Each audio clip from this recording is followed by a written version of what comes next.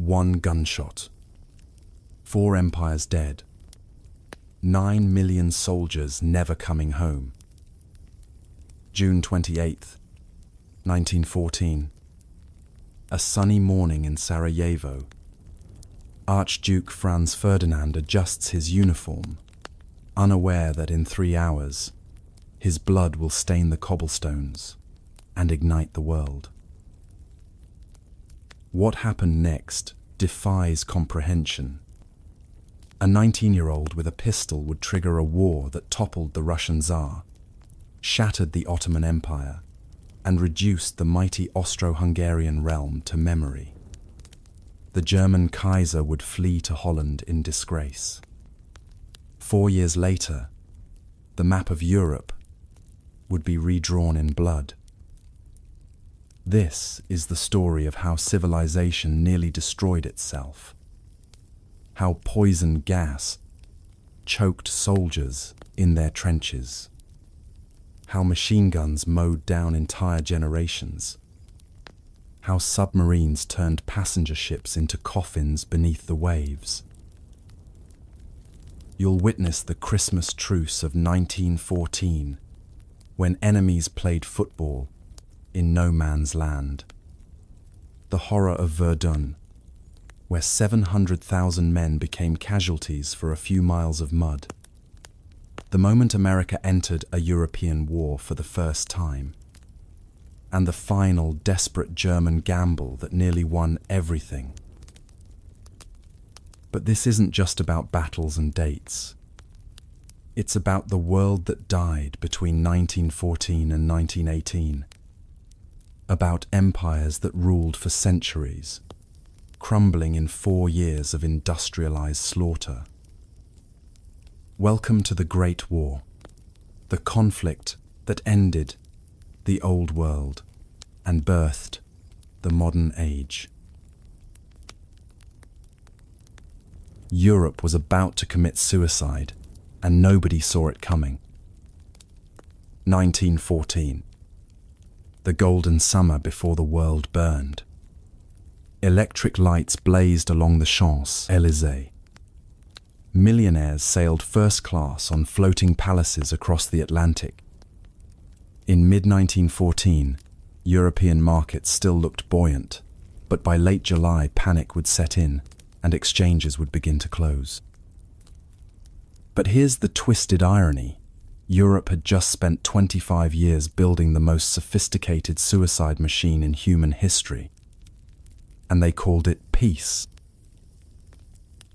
Norman Angel's bestseller, The Great Illusion, sat on nightstands across the continent, preaching that modern war was economically impossible, too expensive, too interconnected, too civilized. Angel would later win the Nobel Peace Prize for this beautiful, catastrophic delusion. Meanwhile, Europe's leaders were playing a game of diplomatic Russian roulette. It started innocently, just 2 empires, Germany and Austria-Hungary, signing a mutual defense pact in 1879. Then Italy joined, forming the Triple Alliance. France, still bleeding from its humiliation in the Franco-Prussian War, seduced Russia into an alliance in 1894.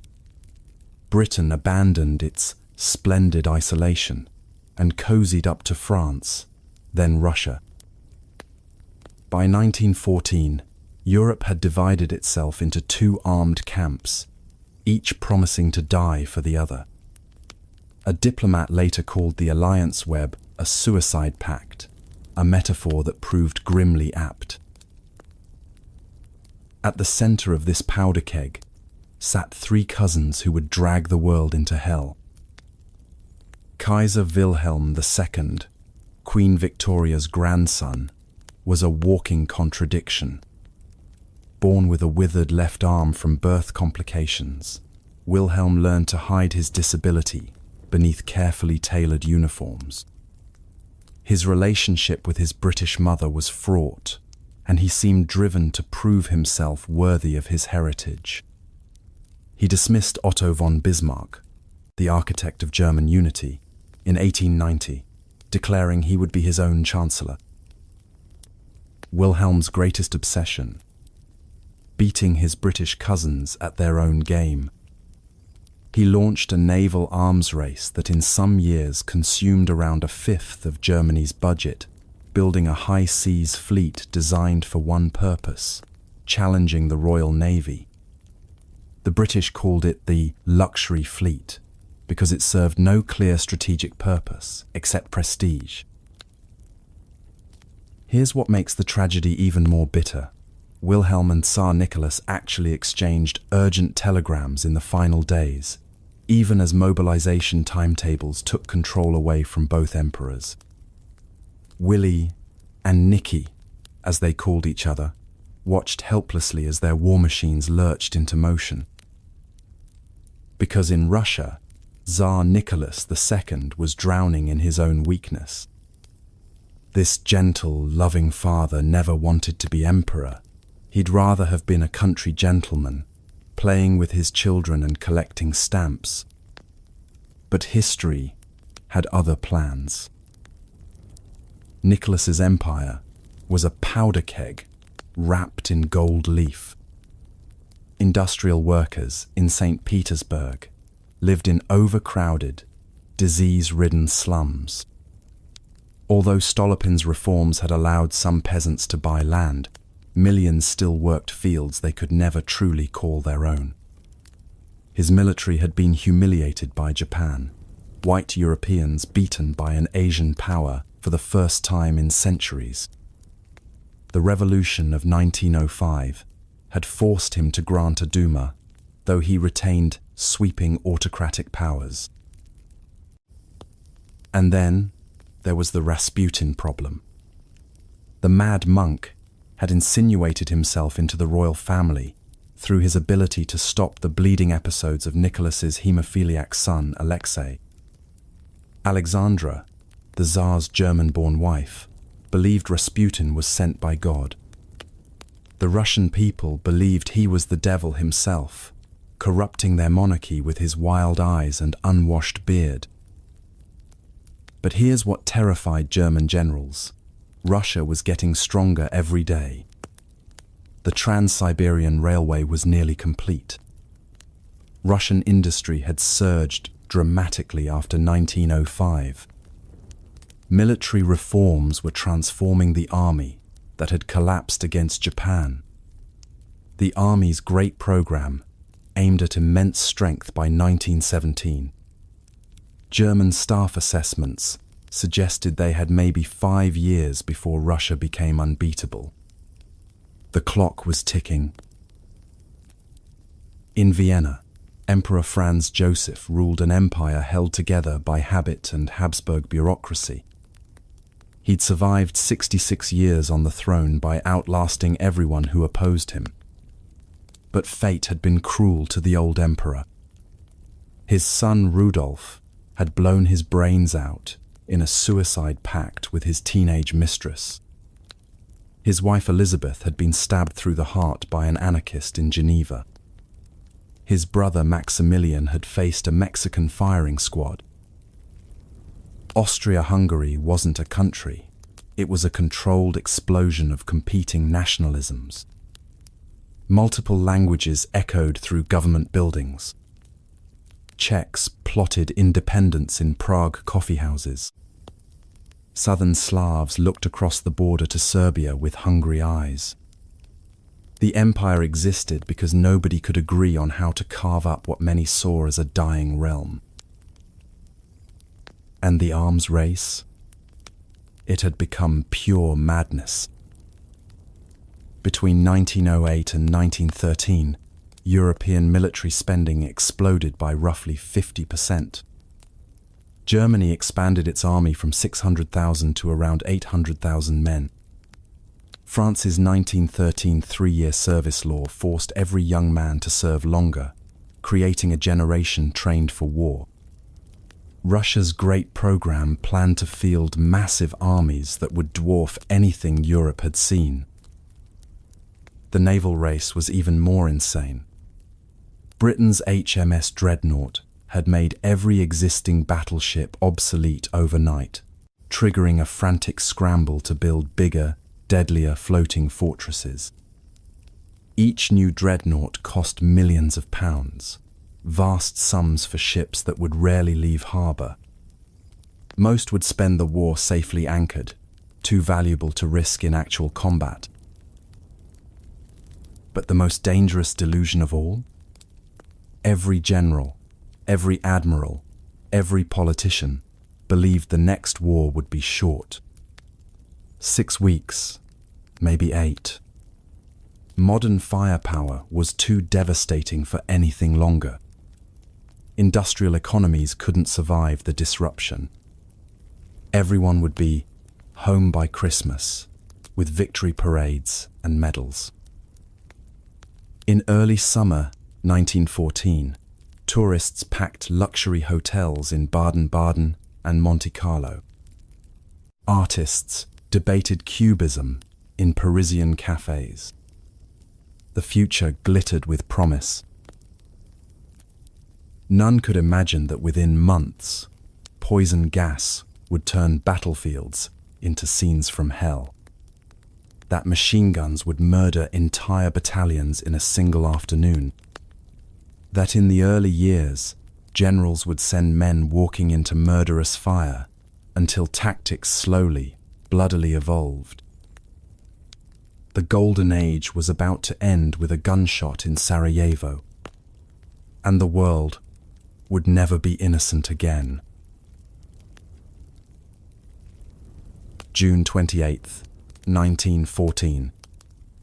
Sarajevo, a city where empires collided and conspiracies bred in smoky coffeehouses. Gavrilo Princip sat near Moritz Schiller's delicatessen, staring at his unfinished sandwich.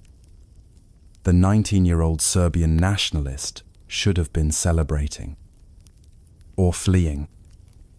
Instead, he was contemplating failure. The assassination plot had been perfect on paper. The Black Hand, Serbia's secret terrorist organization, had spent months planning the death of Archduke Franz Ferdinand, heir to the Austro-Hungarian throne. 6 assassins positioned along the motorcade route. Bombs and pistols distributed. The target, a man whose death would supposedly liberate Bosnia's Slavs from Habsburg rule. But the morning had been a disaster. The first assassin, Mehmed Baršić, had lost his nerve and melted into the crowd. The second, Nedeljko Čabrinović, had hurled his bomb at the Archduke's car, but the explosive struck the folded roof and bounced into the street, detonating under the following vehicle. Count Buswaldeck and several spectators were wounded in the blast. Čabrinović swallowed his cyanide pill and leaped into the river Miljacka. The poison was old and weak. The river was 4 inches deep. He was immediately captured, vomiting and humiliated. Franz Ferdinand, remarkably, insisted the planned visit continue. His wife Sophie, the Duchess of Hohenberg, begged him to leave. But the Archduke was stubborn and perhaps braver than anyone realized. "The fellow must be insane," he muttered about Čabrinović, brushing glass fragments from his uniform. Here's the historical irony that makes the tragedy even more bitter. Franz Ferdinand was probably Austria, Hungary's best hope for peace. Unlike the old emperor and the war hawks in Vienna, the Archduke favored reform over repression. He wanted to grant Slavs more autonomy within the empire, exactly what the assassins claimed to want. His death would eliminate the one man who might have prevented the war they were about to unleash. After the bomb attack, the motorcade route was hastily changed. Instead of continuing down the planned path where the remaining assassins waited, the cars would take a different street to to visit the wounded officer in the hospital. Princip and the other conspirators abandoned their positions, assuming the mission had failed. This is where fate intervened with cruel precision. The Archduke's driver, Leopold Lodgka, hadn't been informed of the route change. As the motorcade approached Franz Joseph Street, the provincial governor sitting beside him suddenly realized the mistake. "Stop," he shouted. "We're going the wrong way." Lodgka slammed on the brakes. The car stalled. As he struggled to restart the engine and reverse direction, the vehicle came to a complete stop, directly in front of Moritz Schiller's delicatessen. Gavrilo Princip looked up from his position and couldn't believe his eyes. The man he'd been sent to kill was sitting motionless, barely 5 feet away. Franz Ferdinand and Sophie sat in the open, convertible like targets in a shooting gallery. Princip stood up, stepped forward, and drew his Belgian FN Model 1910 pistol. The first shot struck Franz Ferdinand in the neck, severing his jugular vein. The second hit Sophie in the abdomen. Both bullets were fired from point-blank range. "Sophie! Sophie!" the Archduke gasped as blood poured from his mouth. "Don't die. Stay alive for our children." Those were among his last coherent words. The Duchess of Hohenberg was already dead, slumped over her husband's lap. Within minutes, the heir to the Austro-Hungarian Empire had joined her. Bystanders immediately tackled Princip before he could turn the gun on himself. Whether he attempted to swallow his cyanide capsule or was restrained too quickly remains debated, but like Chabrinovich, he was captured alive. As police dragged him away, the crowd screamed for his blood. Some shouted, "Kill the Serb." Others simply wept.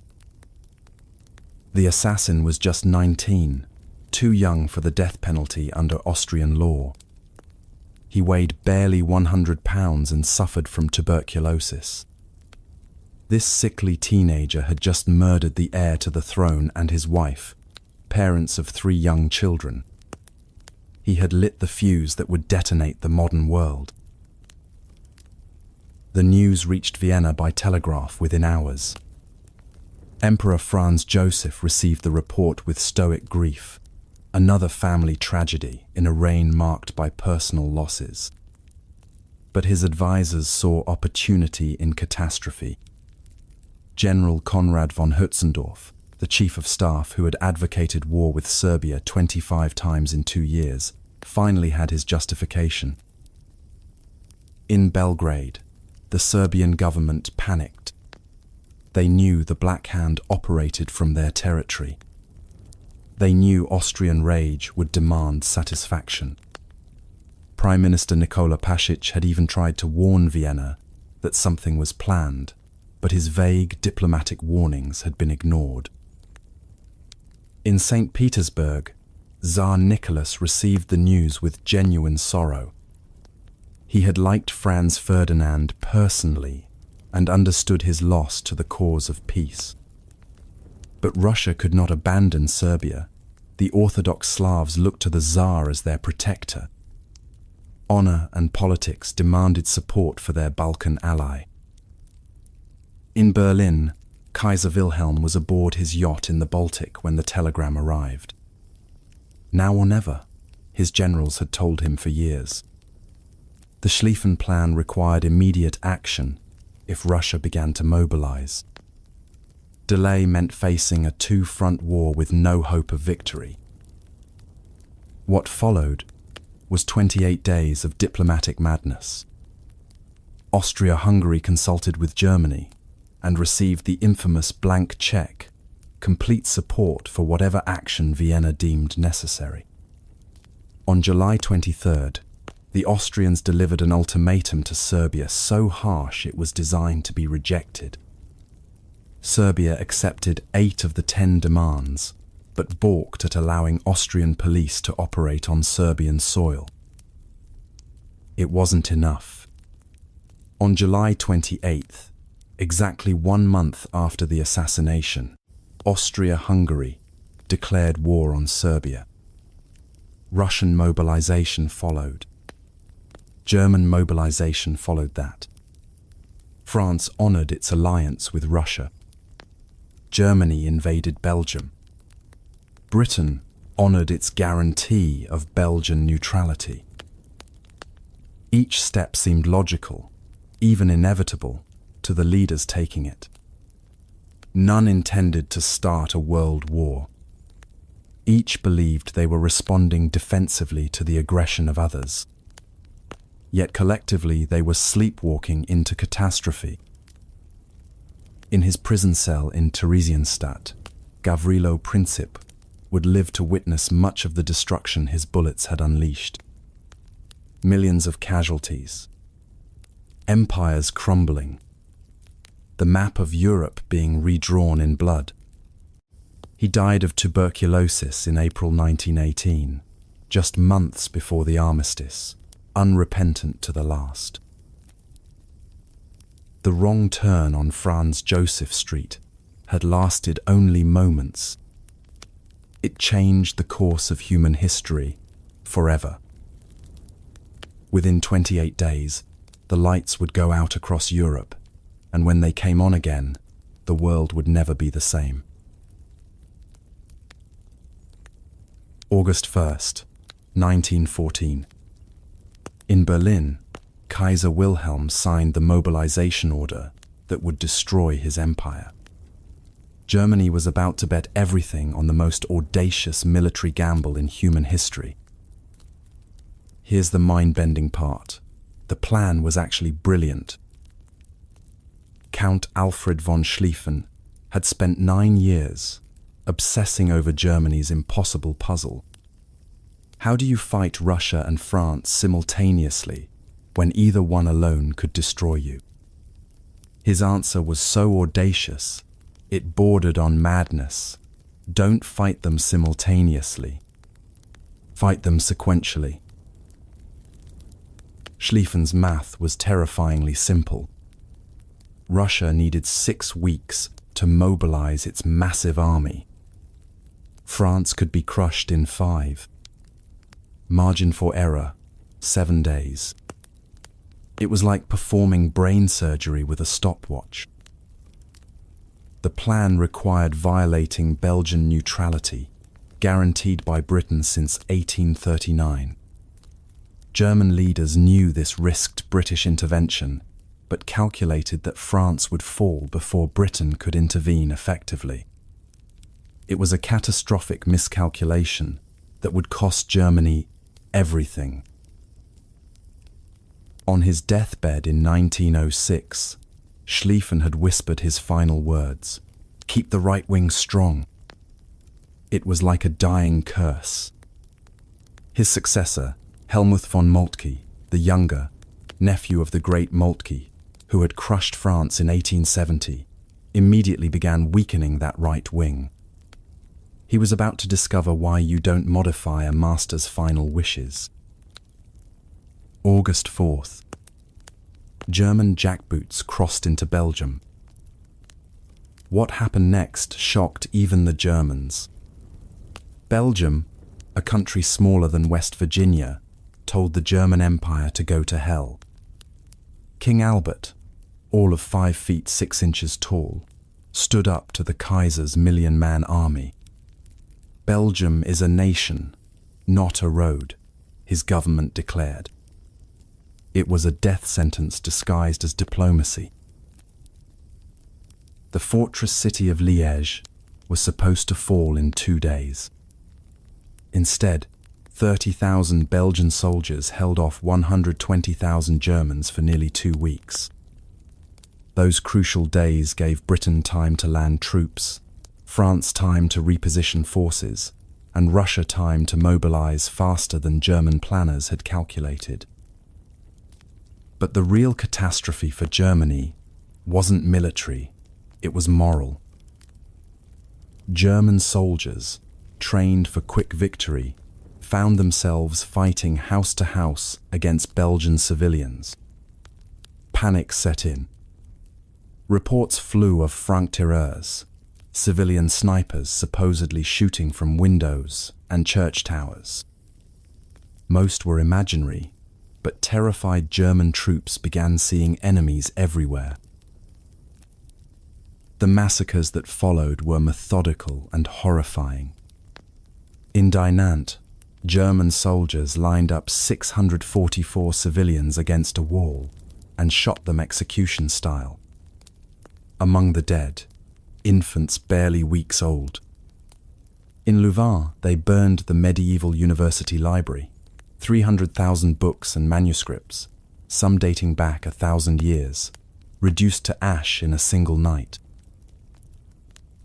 German High Command had approved harsh policies of frightfulness to terrorize civilian populations into submission.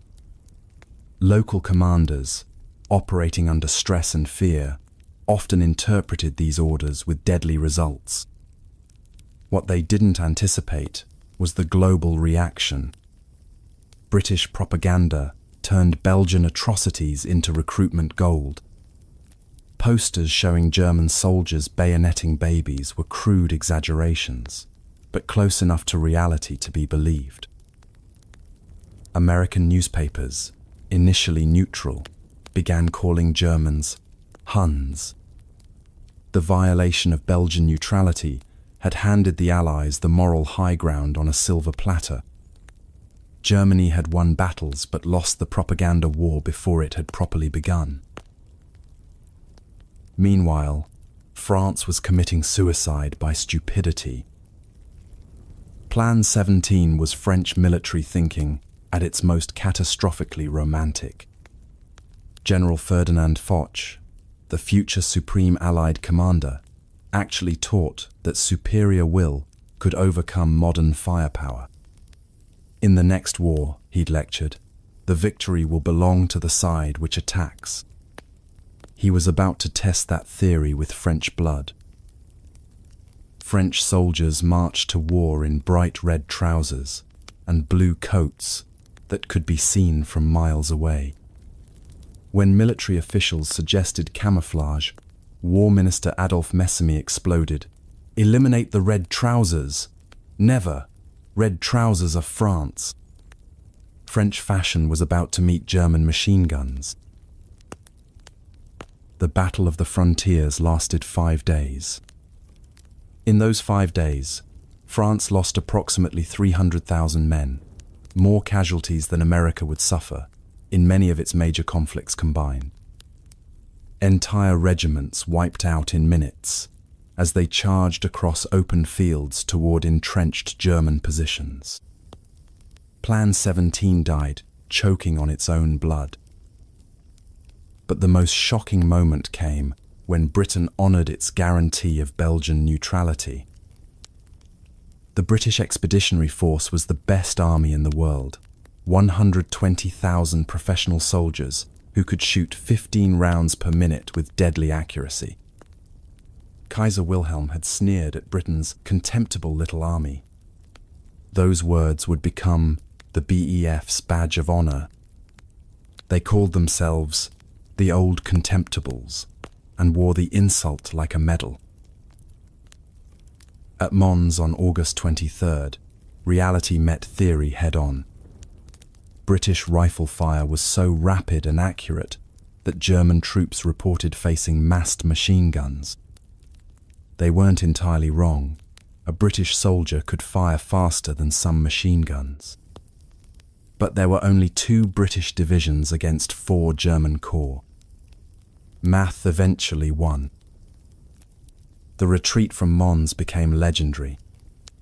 For 14 days, British soldiers fought rearguard actions under blazing August heat. Men collapsed from exhaustion, their feet bleeding through worn-out boots. Later, some would claim supernatural intervention, the famous Angels of Mons, though these visions likely reflected exhaustion and the trauma of retreat. But they kept fighting, kept retreating, kept bleeding the German advance. By early September, German forces had advanced to within 30 miles of Paris. Panic gripped the capital. The government fled to Bordeaux like rats, abandoning a sinking ship. Rich Parisians loaded carriages with jewelry and fled south. Poor Parisians prepared to fight in the streets. Then came the miracle that saved France. General Joseph Joffre, a man so calm under pressure that he never missed his afternoon nap, even during the crisis, had been secretly assembling a new army east of Paris. British reconnaissance aircraft spotted something incredible. A 30-mile gap had opened between the German First and Second Armies. It was like finding a crack in a seemingly impenetrable wall. On September 6th, Joffre launched the counterattack that would echo through history. "The hour has come," he telegraphed his commanders, "to advance at all costs, and to die where you stand rather than give way." It was France's desperate last stand.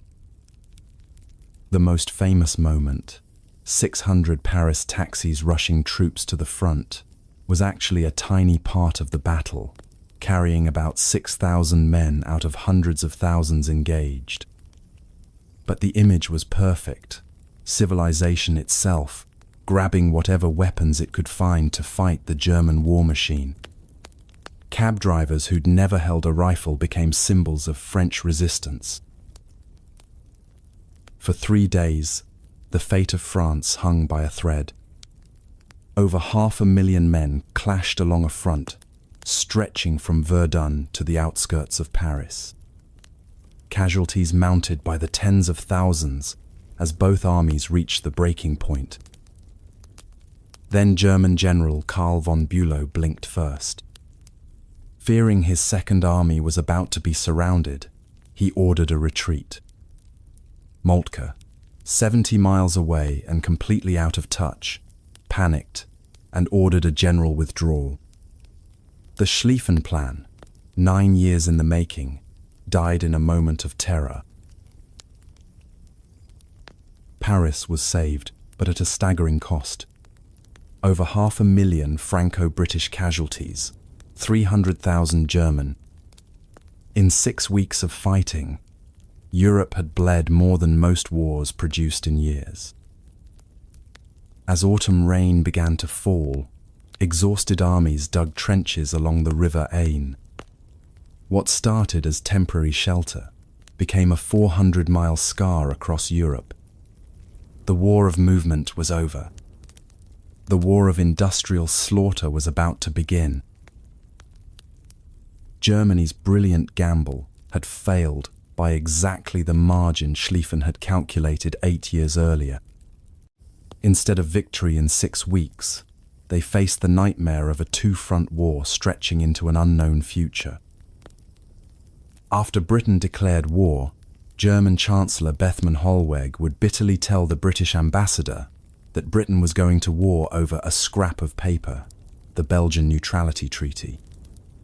That scrap of paper had just cost Germany the war. The old world was already dead. It just didn't know it yet. September 1914. After the carnage of the Marne, something unprecedented happened along the River Aisne. Exhausted soldiers began digging holes in the ground to escape the killing fire above. They called them temporary defensive positions. They would become permanent graves for a generation. Field fortifications weren't new. Armies had used them in the Crimea and the American Civil War. But nothing had prepared anyone for this scale. Trenches evolved like a virus, spreading along the Western Front as both armies discovered that any man who showed his head above ground level died instantly. Machine guns could fire 600 rounds per minute with lethal effect, at ranges that made traditional attacks suicidal. Artillery shells could kill at distances measured in miles. The only safe place was underground. What started as individual foxholes became communication trenches. Communication trenches became elaborate networks. Networks became underground cities stretching from the Swiss border to the English Channel. 475 miles of human misery carved into the earth. Both armies raced north, trying to outflank each other in what historians call the race to the sea. Each leapfrogging movement ended the same way: more trenches, more barbed wire, more machine gun nests. At Ypres in Belgium, the British made their final desperate stand to prevent a German breakthrough to the Channel ports. The First Battle of Ypres lasted from October to November 1914.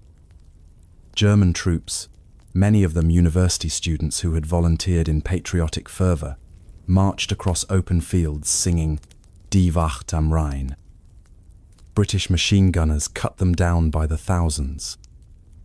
Germans called it the Kindermord, the massacre of the innocents. The losses among Germany's educated youth were catastrophic, though the universities would survive to mourn their dead. By November, the line was complete. Two parallel systems of trenches faced each other across a wasteland called No Man's Land. Between them, barbed wire, shell craters, and the unburied dead of 4 months of slaughter. The war of movement was over. The war of attrition had begun. Then, on Christmas Eve 1914, something miraculous happened. It started with singing. German soldiers in trenches near Ypres began caroling Still Nacht, Silent Night. British troops, shivering in waterlogged trenches just yards away, heard the familiar melody and began singing along in English. French soldiers added their voices with Douce Nuit. For a brief moment, No Man's Land echoed with harmony instead of gunfire. What happened next defied every military regulation in every army manual. Soldiers began climbing out of their trenches. First one, then dozens, then hundreds. Men who had been trying to kill each other hours earlier met in the middle of No Man's Land to shake hands and exchange Christmas greetings. The Christmas truce wasn't universal. It happened sporadically along the line, often against direct orders from officers. In some sectors, soldiers exchanged cigarettes and chocolate. In others, they showed each other photographs of wives and children back home. Near Frelinghin, British and German soldiers actually played football, using empty bully beef cans as goalposts. Accounts of the final score vary, but the Germans claimed victory in what may have been history's most surreal sporting event. Private Alfred Dugan Chater of the Gordon Highlanders wrote to his mother, "I can hardly believe that I have been in the trenches for 5 days and have never fired a shot. The Germans are really quite decent fellows." German soldier Gustav Riebensam wrote in his diary, "How marvelously wonderful, yet how strange it was." The English officers felt the same way about it. The truce couldn't last. By December 26th, artillery shells were falling again. Officers on both sides, horrified by the fraternization, issued strict orders that any repetition would be treated as treason. Some sectors attempted smaller truces in 1915 and 1916, but never again would enemies meet so openly in friendship. The Christmas truce of 1914 became humanity's last gasp before the abyss. While the Western Front congealed into static horror, the Eastern Front exploded into catastrophic movement. Russia had mobilized faster than anyone expected. two massive armies, the First Army under General Paul von Rennenkampf and the Second Army under General Alexander Samsonov, invaded East Prussia in August. Their mission: draw German troops away from the attack on France and strike at the heart of Prussia itself. The Russian steamroller looked unstoppable. Nearly 500,000 men advanced on two fronts, supported by cavalry and artillery. German defenders numbered barely 200,000. Panic gripped Berlin as Russian Cossacks raided deep into German territory. Kaiser Wilhelm demanded reinforcements be sent from France immediately. Instead, two officers were given command of the Eighth Army, General Paul von Hindenburg and his Chief of Staff, Erich Ludendorff. Hindenburg was 67 years old, recalled from comfortable retirement to face the Russian menace. Tall, imposing, with a granite face and steely blue eyes, he looked like a Prussian general from central casting. While his Chief of Staff provided the operational brilliance, Hindenburg brought steady nerves and sound judgment when decisions had to be made under extreme pressure. Erich Ludendorff was everything traditional Prussian officers weren't: brilliant, ruthless, and risen through merit rather than birth. The son of a minor merchant, he had clawed his way up by sheer ability. Where Hindenburg provided calm leadership, Ludendorff provided the razor-sharp intellect that would destroy armies. Their first test came at Tannenberg in late August. Russian communications were so poor that commanders sent wireless messages in clear text. No codes, no encryption.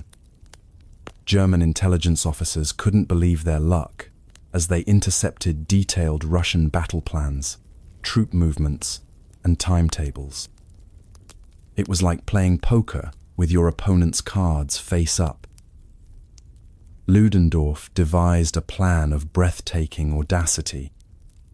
Using East Prussia's excellent railway network, he would concentrate the entire German Eighth Army against Samsonov's Second Army, while holding off Rennenkampf with minimal forces. If it worked, they could destroy one Russian army before the other could intervene.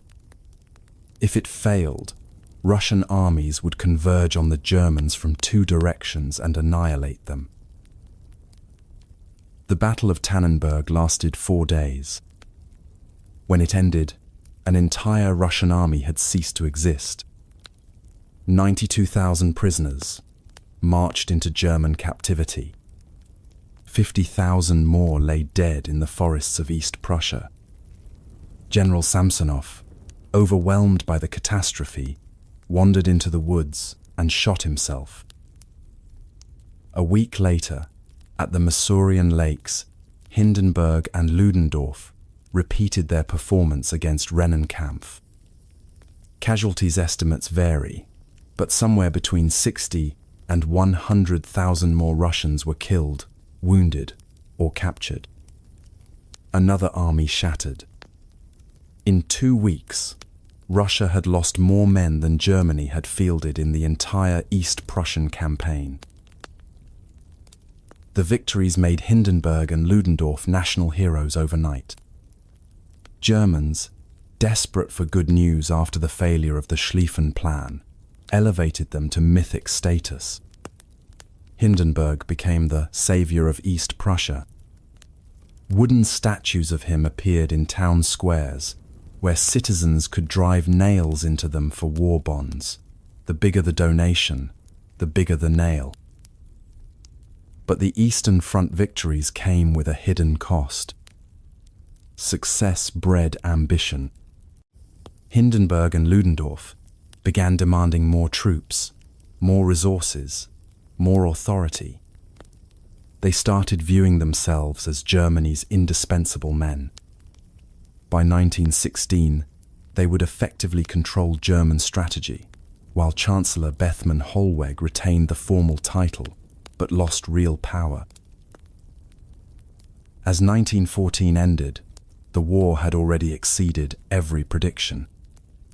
The Western Front was frozen in trenches that would barely move for 4 years. The Eastern Front had swallowed armies whole. Millions were already dead or wounded. But this was just the beginning. The earth had opened up to swallow a generation, and it was still hungry. By the end of 1914, warfare had been transformed into something unprecedented in human history. The old rules were dying along with the men who had written them. The machine gun was the supreme arbiter of this new battlefield. The Maxim gun, invented by American Hiram Maxim in 1884, could fire 500 rounds per minute without pause. One gun could do the work of 50 riflemen. 2 guns positioned correctly could stop an entire battalion. But generals on both sides had trained for the previous war, not this one. They believed in the power of human courage to overcome mechanical death. French doctrine still preached the mystical power of élan vital, the offensive spirit that could conquer any obstacle through sheer willpower. British officers had studied colonial wars, where brave men with rifles had charged native positions and won. German tacticians trusted in discipline and superior training. None had reckoned with the simple mathematics of modern firepower. A well-positioned Maxim gun could cut down hundreds of attacking infantry in minutes. Attacking soldiers, no matter how brave, how well trained, how perfectly motivated, moved at 3 miles per hour across open ground. Machine gun bullets traveled at 2,000 feet per second. Courage became irrelevant when mathematics governed the battlefield. The slaughter at Ypres had proven this beyond doubt. German volunteers, many of them university students, had advanced into machine gun fire singing patriotic songs. They died bravely, but they still died. British regulars had attacked German positions with parade ground precision and been cut down like wheat before a scythe. Yet somehow, military commanders convinced themselves that the solution was more men, not different tactics. If 1,000 men couldn't break through, then send 2,000. If 2,000 failed, send 5,000. Human waves became the standard answer to mechanical firepower. The result was slaughter on an unprecedented scale. Battles that in previous wars might have cost hundreds of casualties now consumed thousands in a single afternoon. The mathematics were becoming clear. Modern weapons had made frontal assault a form of mass suicide. But if conventional weapons had made war more deadly, science was about to make it diabolic. Poison gas had been banned by the Hague Convention of 1899. Every civilized nation had agreed that chemical weapons were too horrible for warfare between Christian peoples. But by 1914, civilization was breaking down along with everything else. German chemists, led by Fritz Haber, were developing something far more sinister than conventional explosives. Chlorine gas was a byproduct of German chemical industry, abundant, cheap, and lethally effective. Heavier than air, it would sink into trenches and shell holes where soldiers took shelter. It attacked the respiratory system, drowning victims in their own fluids as their lungs filled with foam. The Germans had already experimented with tear gas shells on the Eastern Front, but these were relatively harmless irritants. What Haber was developing was something far worse, true chemical warfare designed to kill, not merely inconvenience. German scientists were perverting their knowledge, turning chemistry from a tool of progress into an instrument of torture. Haber's wife Clara, herself a chemist, would later take her own life with her husband's service pistol. Whether her suicide was connected to his chemical warfare research remains debated by historians. But the symbolism was unmistakable. Science itself was committing suicide. Meanwhile, a new form of warfare was emerging beneath the waves. The submarine, Unterseeboot in German, U-boat for short, represented a revolution in naval warfare as profound as the machine gun had been on land. These steel sharks could attack without warning, strike from invisible positions, and disappear beneath the waves before their victims could respond. On September 5th, 1914, HMS Pathfinder became the first warship in history sunk by a submarine-launched torpedo. U-21 put a single torpedo into the British cruiser, which exploded and sank in 4 minutes with the loss of 259 lives. The age of underwater warfare had begun. 3 weeks later, U-9 achieved something even more shocking. In the space of 1 hour, a single German submarine sank 3 British cruisers, HMS Aboukir, HMS Hogue, and HMS Cressy.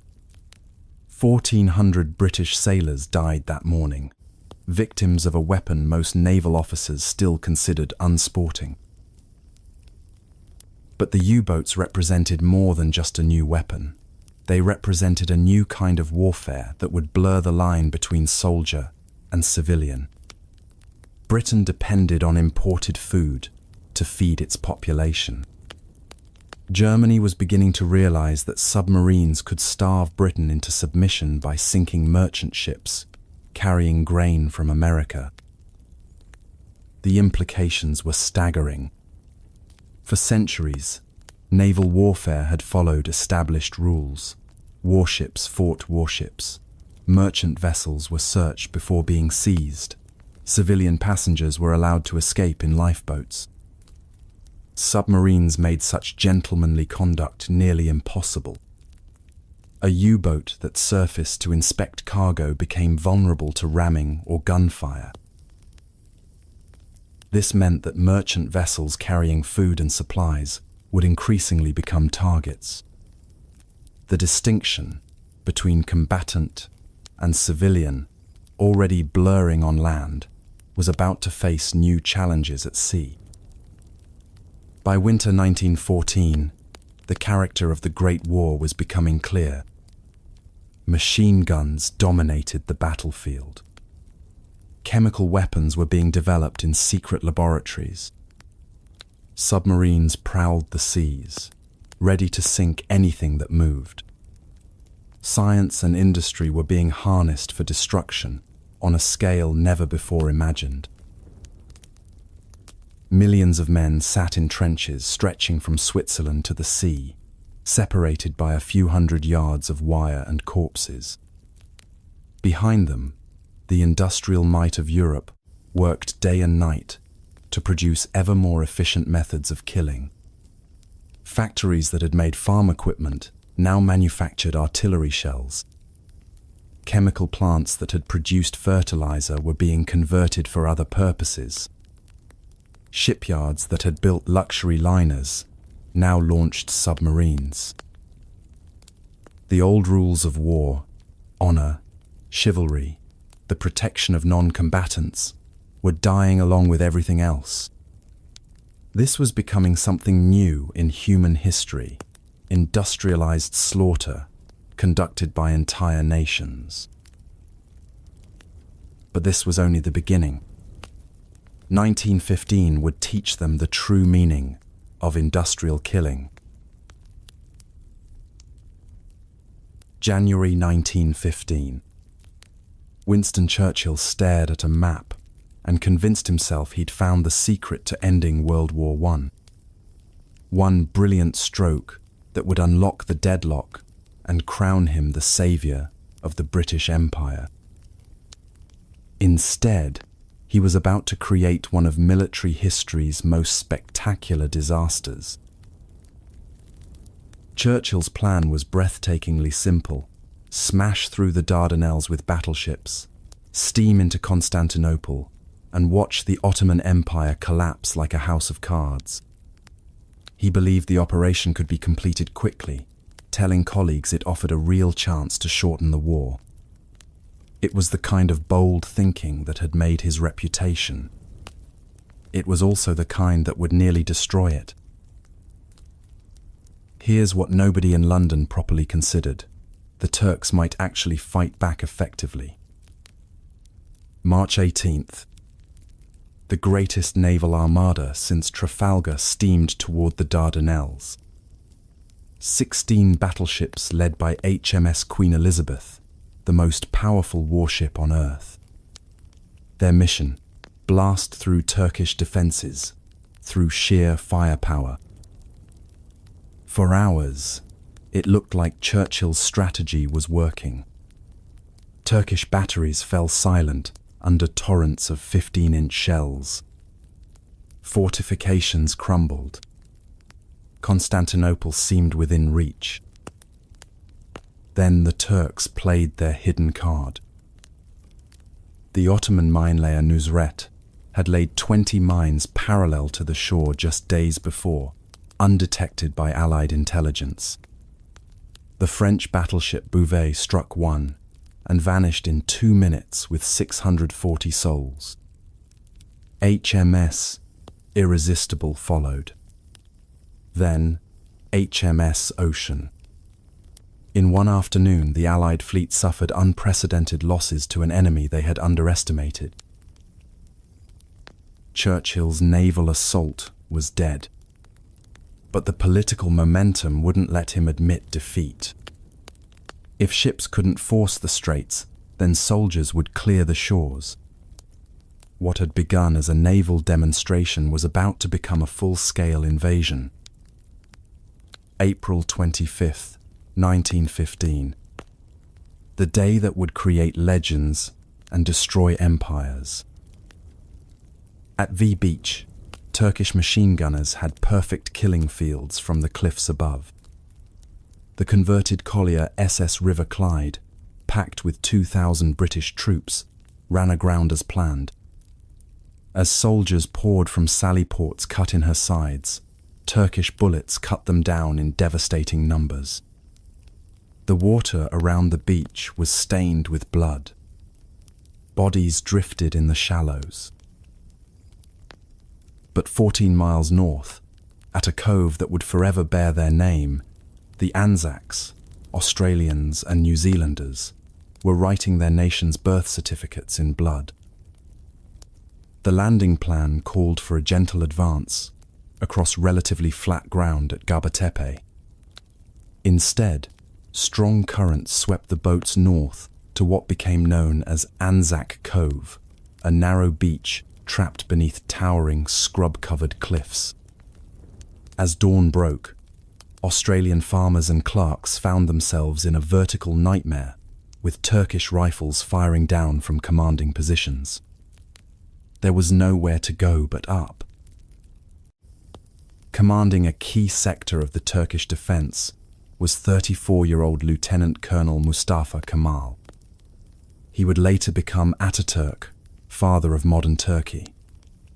But that morning, he was an officer who understood that empires lived or died in critical moments. When Kemal spotted Australian troops climbing toward his positions, he didn't wait for orders from his superiors. He famously told his 57th Regiment, "I am not ordering you to fight, I am ordering you to die. In the time it takes us to die, other forces and commanders can come and take our place." It was a death sentence delivered with cold military logic. The regiment charged downhill and was virtually annihilated, but they bought precious time for reinforcements to arrive. Kemal himself was hit by shrapnel that shattered his pocket watch, probably saving his life. He carried that broken timepiece for the rest of his days, a reminder of the morning he helped save the Ottoman Empire. What followed was 8 months of trench warfare, as brutal as anything on the Western Front, but fought in Mediterranean heat. Anzac Cove became a death trap barely 500 yards deep and 1,000 yards wide. Turkish and Allied trenches were so close that soldiers could throw grenades into enemy positions. Men fought among swarms of flies, endemic dysentery, and the constant stench of decomposing corpses. In August, the Allies attempted to break the stalemate with fresh landings at Suvla Bay. British troops came ashore virtually unopposed and could have seized the commanding heights with immediate action. Victory was within their grasp. Instead, they hesitated. Officers followed cautious procedures, consolidating their beachhead rather than exploiting their advantage. While British forces dug in and established themselves methodically, Turkish reinforcements raced across the peninsula to occupy the crucial high ground. By the time the British advanced, the opportunity had vanished forever. It became a symbol of how military bureaucracy could snatch defeat from the jaws of victory. By autumn, Gallipoli had become another bloody stalemate, consuming resources and lives. Disease was killing more men than enemy bullets. Supply lines stretched across thousands of miles were breaking down. Churchill had already been forced to resign from the Admiralty, his political career apparently finished. The man who had promised to shorten the war had delivered 8 months of costly stalemate. In November, the decision was made to evacuate, complete admission of failure. But if the campaign was a strategic catastrophe, the evacuation became a tactical masterpiece that demonstrated British military competence under impossible circumstances. General Sir Charles Munro planned the withdrawal with meticulous care. Troops would disappear gradually, while maintaining the illusion of normal activity. Dummy soldiers constructed from sandbags and uniforms manned trenches. Rifles rigged with dripping water cans fired automatically at irregular intervals to simulate continued occupation. The deception worked flawlessly.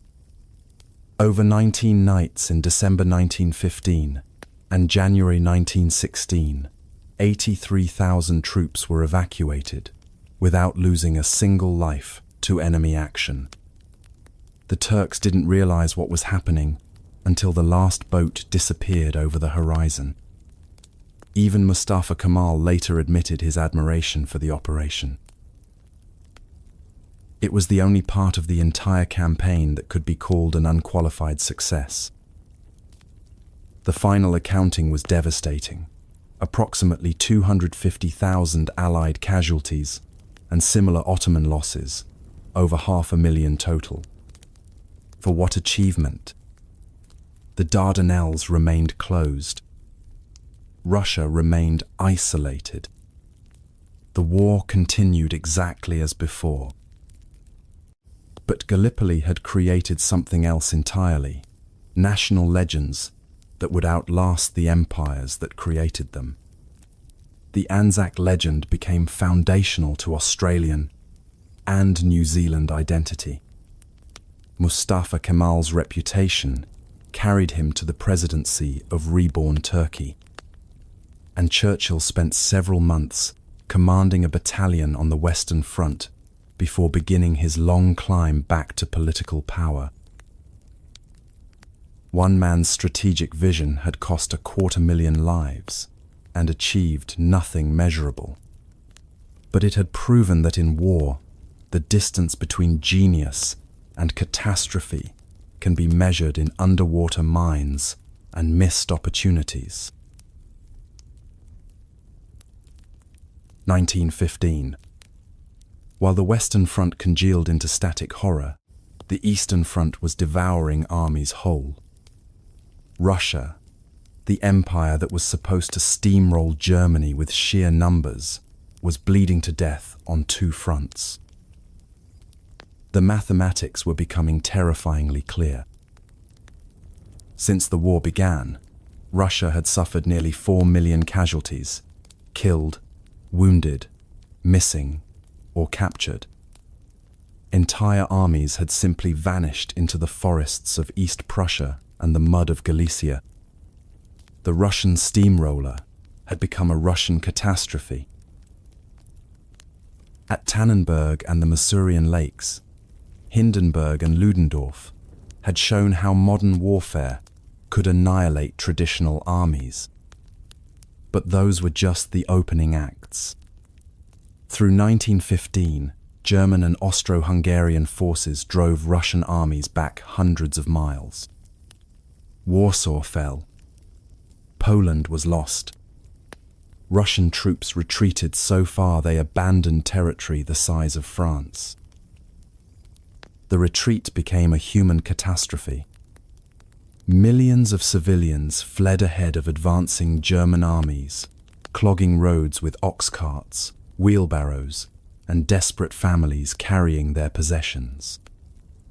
Russian soldiers, demoralized and undersupplied, began deserting in growing numbers.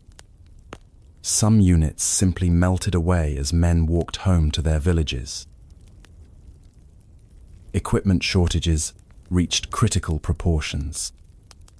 New Russian recruits often waited for rifles until veteran soldiers fell in battle. Artillery shells were so scarce that some batteries were reduced to firing just a handful per day. Against German forces firing thousands of shells per hour. General Alexei Brusilov watched this collapse with growing fury. A career cavalry officer with a white beard and piercing eyes, Brusilov understood that Russian tactics were suicidal. While other generals threw human waves against German machine guns, Brusilov began developing revolutionary new approaches. By spring 1916, the Allies were desperate. Verdun was consuming French armies. The Italians were begging for help against Austrian attacks. Russia needed to launch an offensive to relieve pressure on its allies. Most Russian generals planned another traditional assault, massed infantry charging across open ground toward prepared positions. Brusilov had a different idea.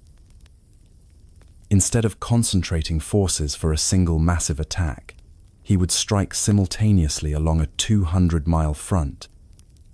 Instead of week-long artillery bombardments that warned defenders, he would use short, intense barrages followed immediately by infantry assault.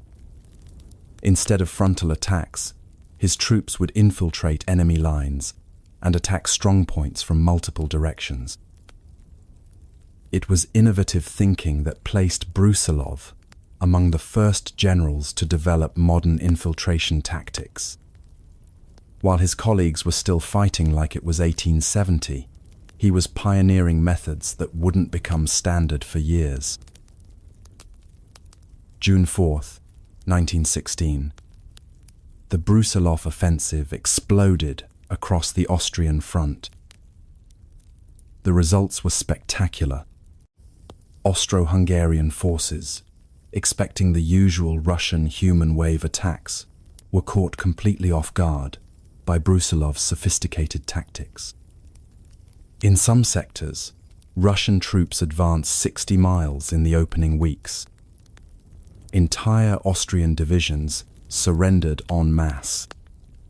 Within days, Russia had captured 200,000 prisoners. The Austro-Hungarian army began to disintegrate.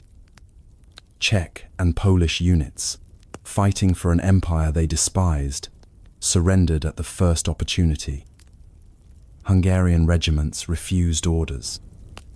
German forces had to be rushed from Verdun to prevent total Austrian collapse, providing some relief to the French defenders. Brusilov had achieved what no Russian general had managed since the war began: decisive victory.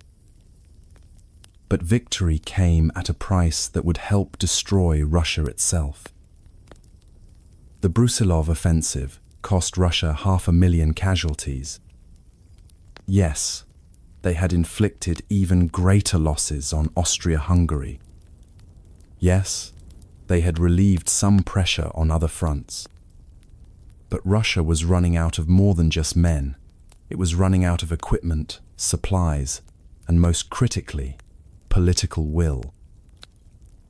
Back in St. Petersburg, Tsar Nicholas II had already made the decision that would seal his dynasty's doom.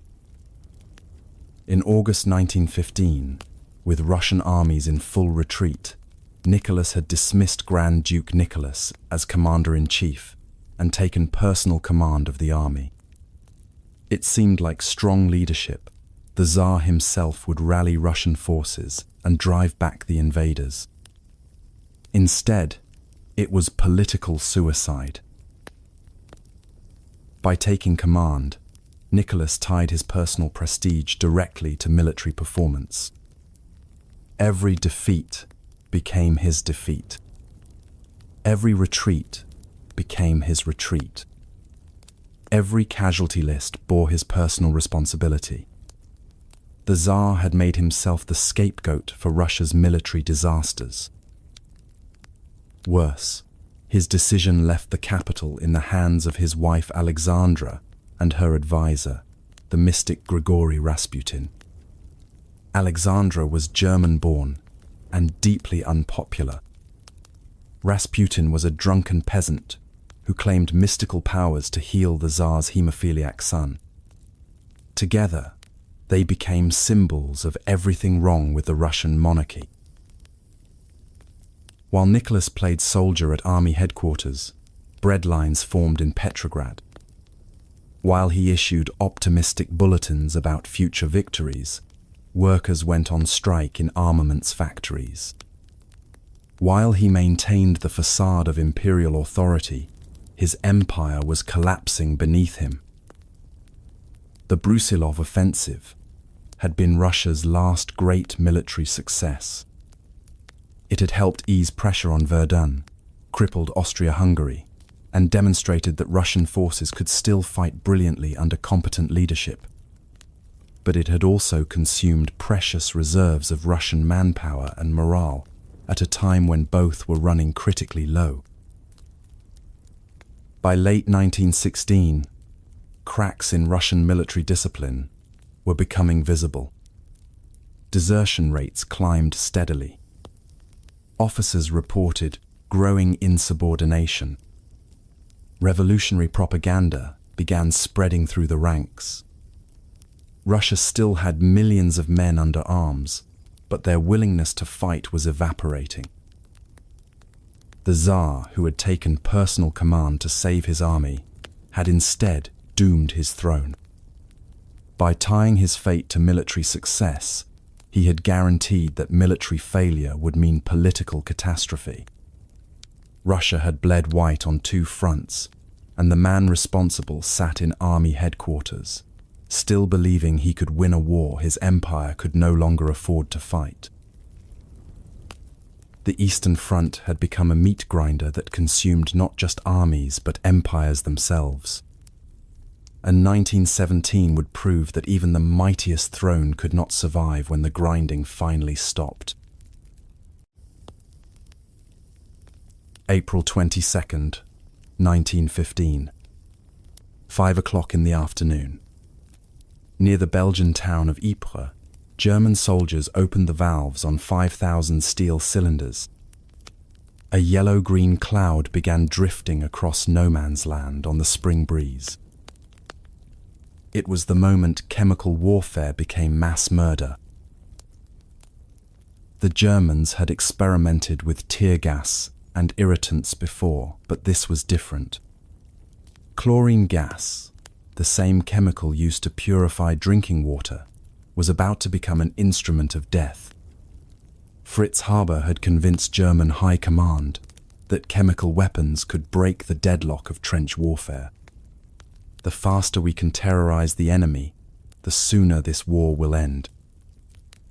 French colonial troops, Algerians and Moroccans, holding the line north of Ypres, saw the strange cloud approaching and assumed it was a smoke screen. Then the wind shifted, and the gas settled into their trenches like fog from a nightmare.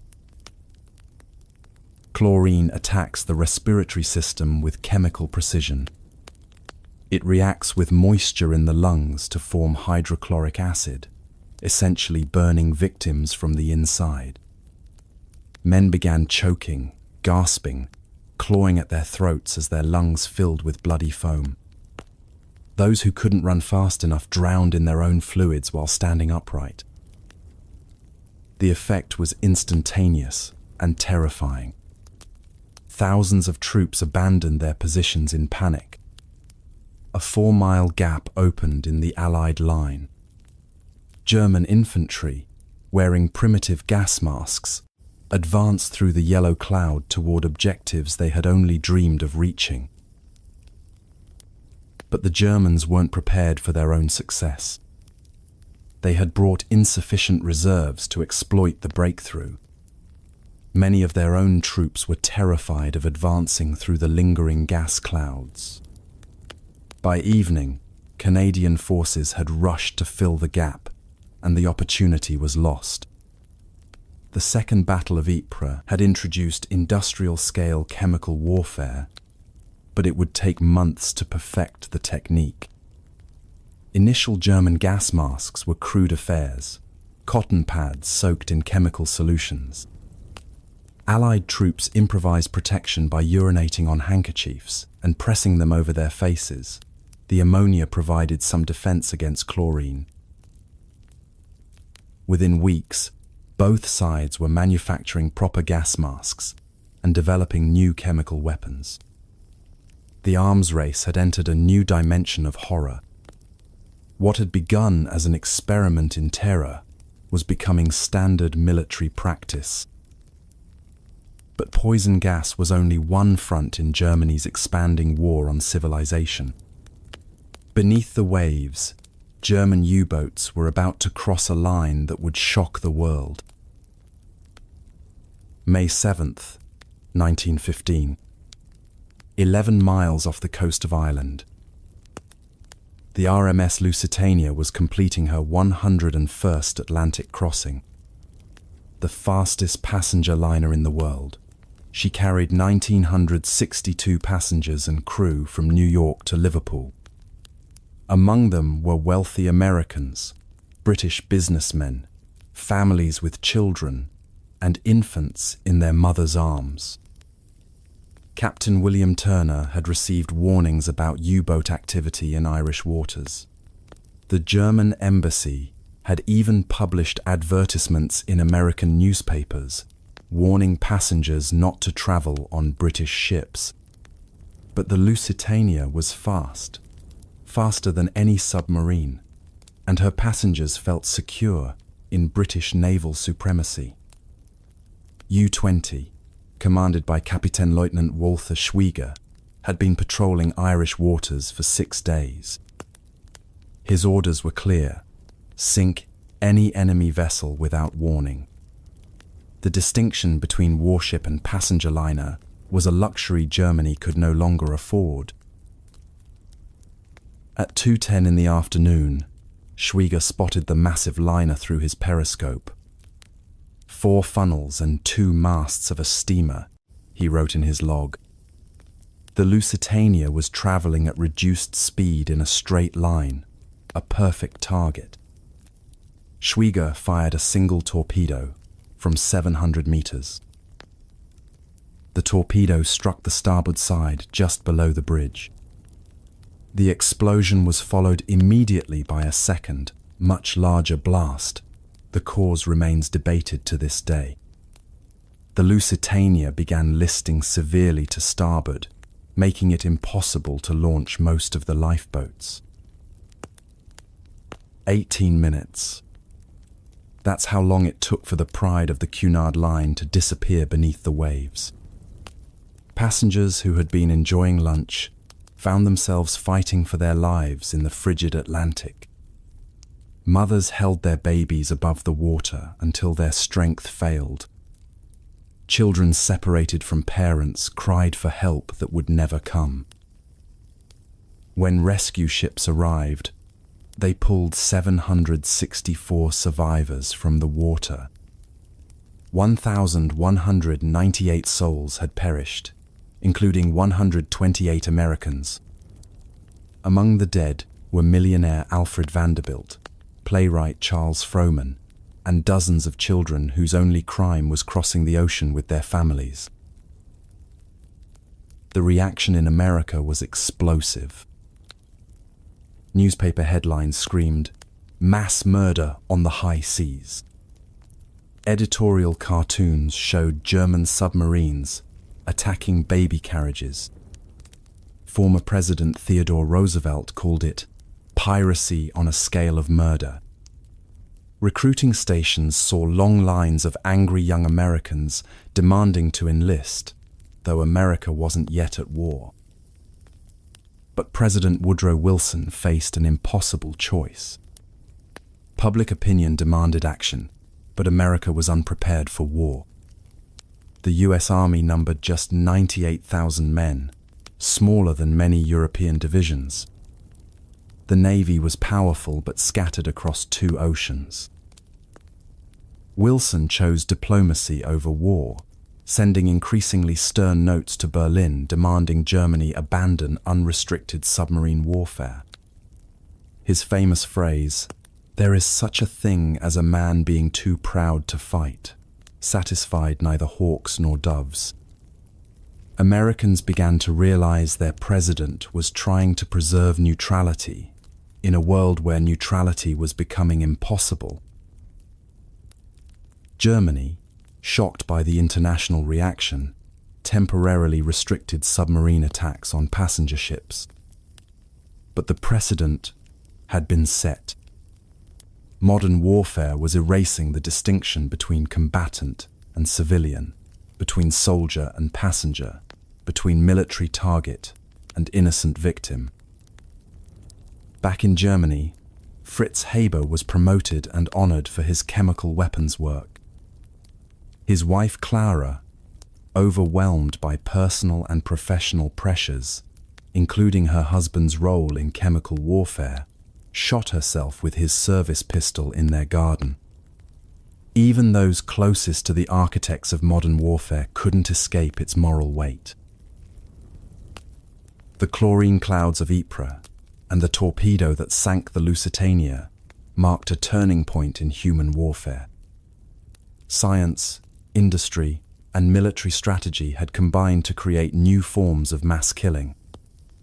The rules of civilized warfare, protection of non-combatants, prohibition of chemical weapons, safe passage for neutral vessels, were dying along with everything else. By the end of 1915, over 5 million men were dead or missing. Poison gas was becoming routine. Submarine warfare threatened to expand the conflict across every ocean. America was edging toward the abyss, though most Americans didn't yet realize it. The old world's last illusions about civilized warfare had drowned with the Lusitania and died in the gas clouds of Ypres. War was no longer between armies. It was between entire populations, entire civilizations, entire ways of life. But 1916 would dwarf all previous slaughter. The year when humanity learned to industrialize death itself. February 21st, 1916, 4:15 in the morning. What happened next was so loud it shattered windows in villages 50 miles away and drove farm animals insane with terror. In the opening day, German guns fired roughly 1 million shells at Verdun, 1 shell for every 2 people living in the city. The barrage carried for miles across eastern France. Trees weren't just cut down, they were atomized into sawdust. Hills disappeared. Human beings were vaporized so completely that families never found enough remains to bury. But here's the twisted genius of General Erich von Falkenhayn's plan. he didn't want to capture Verdun. He wanted to use it as bait in the most calculating mass murder scheme in military history. Falkenhayn had done the math. Germany couldn't win through breakthrough. The Western Front was too strong. But Germany could win by turning warfare into an accounting problem. Find a place France would defend at any cost, then make that cost higher than France could afford to pay. Verdun was perfect psychological warfare. The fortress city was ancient, symbolic, sacred to French national pride. More importantly, it stuck out into German lines like a thumb begging to be chopped off. Falkenhayn could attack from 3 sides, while France could only supply it through one road under constant German observation. A rationale he later advanced, debated by historians, was bleeding France white, Falkenhayn would claim. It wasn't a battle plan, it was a business model. Germany would use superior firepower and logistics to create a human meat grinder that consumed French divisions faster than they could be replaced. The bombardment worked beyond German nightmares. French positions didn't just get destroyed, they were erased from existence. Communication lines vaporized. Officers lost contact with their men and assumed everyone was dead. Some French units were buried alive and had to dig themselves out of their own graves. But small groups of French soldiers survived in impossible places: cellars, tunnels, shell holes filled with corpses. When German infantry advanced, expecting to find empty trenches, machine gun fire erupted from positions that should have been obliterated. What should have been a victory parade became a 10-month descent into hell. General Philippe Pétain arrived to take command on February 25th and immediately realized he was managing an apocalypse. Verdun was connected to France by the Voie Sacrée, the Sacred Way, a single road that had to carry everything: ammunition, food, reinforcements, hope itself. Here's the insane part. Pétain organized a conveyor belt of human misery that actually worked. Truck convoys ran day and night along the Sacred Way, bringing fresh troops forward and hauling broken men back. No French division stayed at Verdun long enough to be completely destroyed. They rotated in for weeks of hell, then rotated out for psychological recovery. It was like feeding logs into a furnace. Each unit burned, but the fire never went out. By the battle's end, the great majority of French divisions had rotated through Verdun. Almost every French family would receive a letter from hell. The Germans called it the Blutmühle, the blood mill. French soldiers called it l'enfer, hell. Both names were understatements.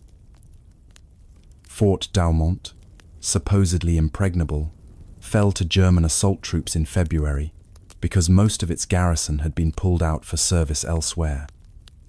10 German soldiers captured the strongest fortress in Europe by walking through an unlocked door. Sometimes the most sophisticated defenses fail for the most ridiculous reasons. But losing Douaumont only made France more insane with determination. General Robert Nivelle issued the order that would define French national character: Ils ne passeront pas, they shall not pass. It wasn't just military strategy, it was a suicide pact with national honor. What followed defied human description. Men lived in shell holes filled with decomposing bodies and rats the size of cats. They drank water contaminated with human remains. They ate food crawling with maggots, because maggots meant the food was still technically organic matter. Private Paul Truffaut wrote to his wife, "Humanity is mad." It must be mad to do what it is doing. What a massacre! What scenes of horror and carnage! Hell cannot be so terrible. A German shell killed him 2 days later, probably while he was eating his morning ration of maggoty bread. Here's a detail that sounds fictional but isn't. Soldiers developed a condition called burial shock from being buried alive repeatedly by collapsing trenches. Men would dig themselves out of one collapse, only to be buried by the next shell. Some spent entire days underground, clawing through dirt and corpses to reach air. The weather joined the assault on human sanity. Winter rain turned shell holes into ice-rimmed pools, where wounded men drowned before they could be rescued.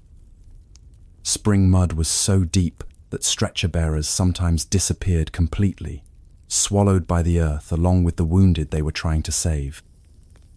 Summer heat made the stench of decomposing bodies so intense that men vomited from the smell alone. Mort Homme, Dead Man's Hill, changed hands 16 times.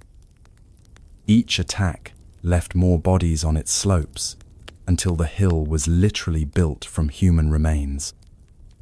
The village of Fleury was captured and recaptured 17 times.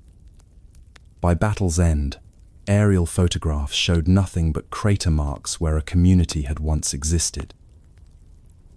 The psychological toll created its own horror stories. Soldiers developed the 1,000-yard stare, empty eyes that had seen too much death to process. Some went catatonic, standing motionless in trenches until shells killed them. Others developed hysterical mutism. They could no longer speak, could only point and grunt and weep. Medical facilities became scenes from Dante's nightmares. Doctors amputated limbs by candlelight in underground bunkers, while shells exploded overhead. When anesthetics ran out, surgeons held men down and sawed off shattered limbs while patients screamed. Hospital trains arrived in Paris, carrying men who had aged 20 years in 20 days. By summer, Falkenhayn's accounting was working exactly as planned. France was hemorrhaging entire generations into the Verdun meat grinder. German casualties were heavy, but French losses were mathematically unsustainable. The French army was being bled white, division by division, exactly as predicted. Then something beautiful happened. Britain launched the Battle of the Somme. Suddenly, Germany faced pressure on 2 fronts. Falkenhayn had to choose between continuing his war of attrition at Verdun or defending against British attacks elsewhere. The master of calculating slaughter couldn't calculate his way out of fighting 2 battles simultaneously. He chose to reduce pressure on Verdun. French forces, using tactics developed through months of surviving hell, launched counter-offensives in October and November. They recaptured Fort Douaumont and most lost territory. By December, the front had stabilized roughly where it started. The accounting was staggering. 10 months of fighting for essentially no territorial change. 700,000 men killed, wounded, or missing, French and German combined. Some French villages lost every male between the ages of 16 and 50. German families received death notices by the trainload. But here's the most twisted irony. Falkenhayn's strategy failed because he underestimated both French determination and German vulnerability. Germany had bled itself almost as white as France. The master of attrition had created mutual destruction instead of German victory. Verdun proved something horrifying about human nature. When pushed beyond all reasonable limits, people don't just break, they adapt. They find ways to survive in conditions that should destroy body and soul. They develop new tactics, new weapons, new forms of courage born from desperation. Pétain's rotation system had kept the French army functional while preserving some thread of humanity in conditions designed to destroy both. France emerged from Verdun, battered, bloodied, but unbroken.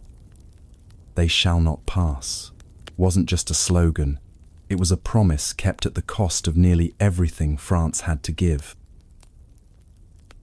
The defense of Verdun entered French national mythology as proof that some things are worth any sacrifice. But the cost had been so high that victory felt like defeat and survival felt like death. July 1st, 1916. 7:30 in the morning. What happened next was so catastrophically stupid that if you saw it in a movie, you'd say the director was exaggerating for dramatic effect. 60,000 British soldiers became casualties in a single day. 20,000 died. Most were killed in the first hour. Some units suffered 90% casualties before breakfast. It was the worst day in British military history, and it had been planned as the day that would end the war. General Douglas Haig had convinced himself that artillery could solve any military problem. For 7 days and nights, British guns had pounded German trenches with over 1.5 million shells. The bombardment could be heard across the Channel in southern England. Officers told their men they'd face little resistance. The Germans would be shell-shocked, demoralized, or dead. They were catastrophically, criminally wrong. Here's what the British didn't know. German trenches weren't just ditches in the ground. They were underground cities with concrete bunkers 40 feet deep, steel-reinforced positions, and tunnels connecting multiple defensive lines. When British shells fell, German soldiers went underground and played cards while waiting for the bombardment to end. Worse, much of the British ammunition was defective. Shells produced in hastily built factories by inexperienced workers often failed to explode. Others were filled with shrapnel designed to kill men in the open, not destroy concrete bunkers. The week-long bombardment had been an expensive fireworks display that achieved almost nothing. As British soldiers climbed from their trenches that morning, German machine gunners emerged from their bunkers, rubbed their eyes, and couldn't believe what they were seeing.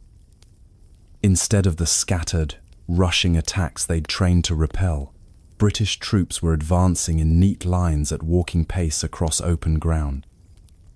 It was like a shooting gallery with human targets. The British attack plan was based on assumptions so wrong they bordered on fantasy. Officers believed their artillery had cleared the way, so infantry was ordered to advance at walking pace to maintain formation. Soldiers carried 60-pound packs because they were expected to occupy German trenches immediately after arrival. Some units were specifically told to walk, not run, because running would indicate lack of confidence in the artillery preparation. 1.5. It was military planning designed by people who had never seen a machine gun in action. The 34th Division attacked at La Boisselle and walked 800 yards across no man's land toward German positions that had survived the bombardment completely intact. Machine gun fire cut them down in waves, not metaphorical waves, but actual visible lines of men falling simultaneously as bullets swept across their formation. By late morning, the division had already suffered thousands of casualties. By day's end, over 6,000. But the real tragedy lay in the units being destroyed, PALS battalions. These weren't professional soldiers. They were volunteers recruited from specific towns, under the promise they could serve alongside their friends, neighbours, and co-workers. The Bradford Pals, the Sheffield City Battalion, the Grimsby Chums, entire communities had enlisted together. It had seemed humanitarian in 1914. It became genocide in 1916. The Accrington Pals attacked German positions at Serre and were destroyed in 20 minutes. 735 men became casualties before most had finished their morning prayers. The small Lancashire town lost an entire generation faster than a church service. Streets that had celebrated mass enlistment in 1914 received mass death telegrams in 1916. Here's a detail that captures the horror. In some northern English towns, the postman stopped delivering telegrams and just posted casualty lists on the town hall door. Families would gather each morning to see if their sons, husbands, and fathers had died the previous day. Children learned to read by spelling out the names of dead neighbours. The Ulster Division attacked at Thiepval with Protestant volunteers from Belfast, who had spent more time fighting Irish Catholics than training for war. They advanced toward German wire that artillery had failed to cut, knowing they would die but hoping their sacrifice would matter. Some units actually reached German trenches through sheer courage before being killed or driven back. By evening, Belfast newspapers were printing pages of death notices like a telephone directory of grief. Entire communities were being demographically destroyed in a single morning. Factories in northern towns struggled to operate as casualty lists emptied entire streets of workers. Britain was discovering that modern war could kill not just soldiers, but the social fabric that had created them. By noon, it was obvious that the first day had become a disaster of historic proportions. But Haig refused to admit failure. He ordered renewed attacks for the following days, then weeks, then months. What had begun as a single day's breakthrough attempt became a grinding campaign that consumed armies. In September, the British introduced a weapon that looked like science fiction, the tank. At Flers-Courcelette, the British committed 49 Mark I tanks, powered by clattering Daimler petrol engines and armed with naval guns. Only around 2/3 even reached the start line, and just a handful achieved their objectives. But they were immune to machine gun fire and could cross trenches that stopped infantry. German soldiers, seeing these mechanical monsters for the first time, fled in terror. A British observer reported, "A tank is walking up the high street of Flers, with the British army cheering behind." For a brief moment, it seemed like technology might solve the problem that had consumed 1 million lives. But the tanks were too few, too unreliable, and too early. They moved at walking pace, broke down constantly, and filled with carbon monoxide that poisoned their crews. Most got stuck in shell holes, broke down mechanically, or were knocked out by German artillery. Tanks were clearly the future, but that future was still years away. The Battle of the Somme dragged on through autumn rain and mud that turned the battlefield into a brown hell. October attacks gained hundreds of yards at the cost of thousands of lives. November, assaults captured villages that had been reduced to coloured marks on maps. By winter, British forces had advanced 6 miles at maximum depth, territory you could walk across in 2 hours. The final accounting defied human comprehension. British casualties, 420,000. French losses, about 200,000. German casualties, estimated between 450,000 and 600,000.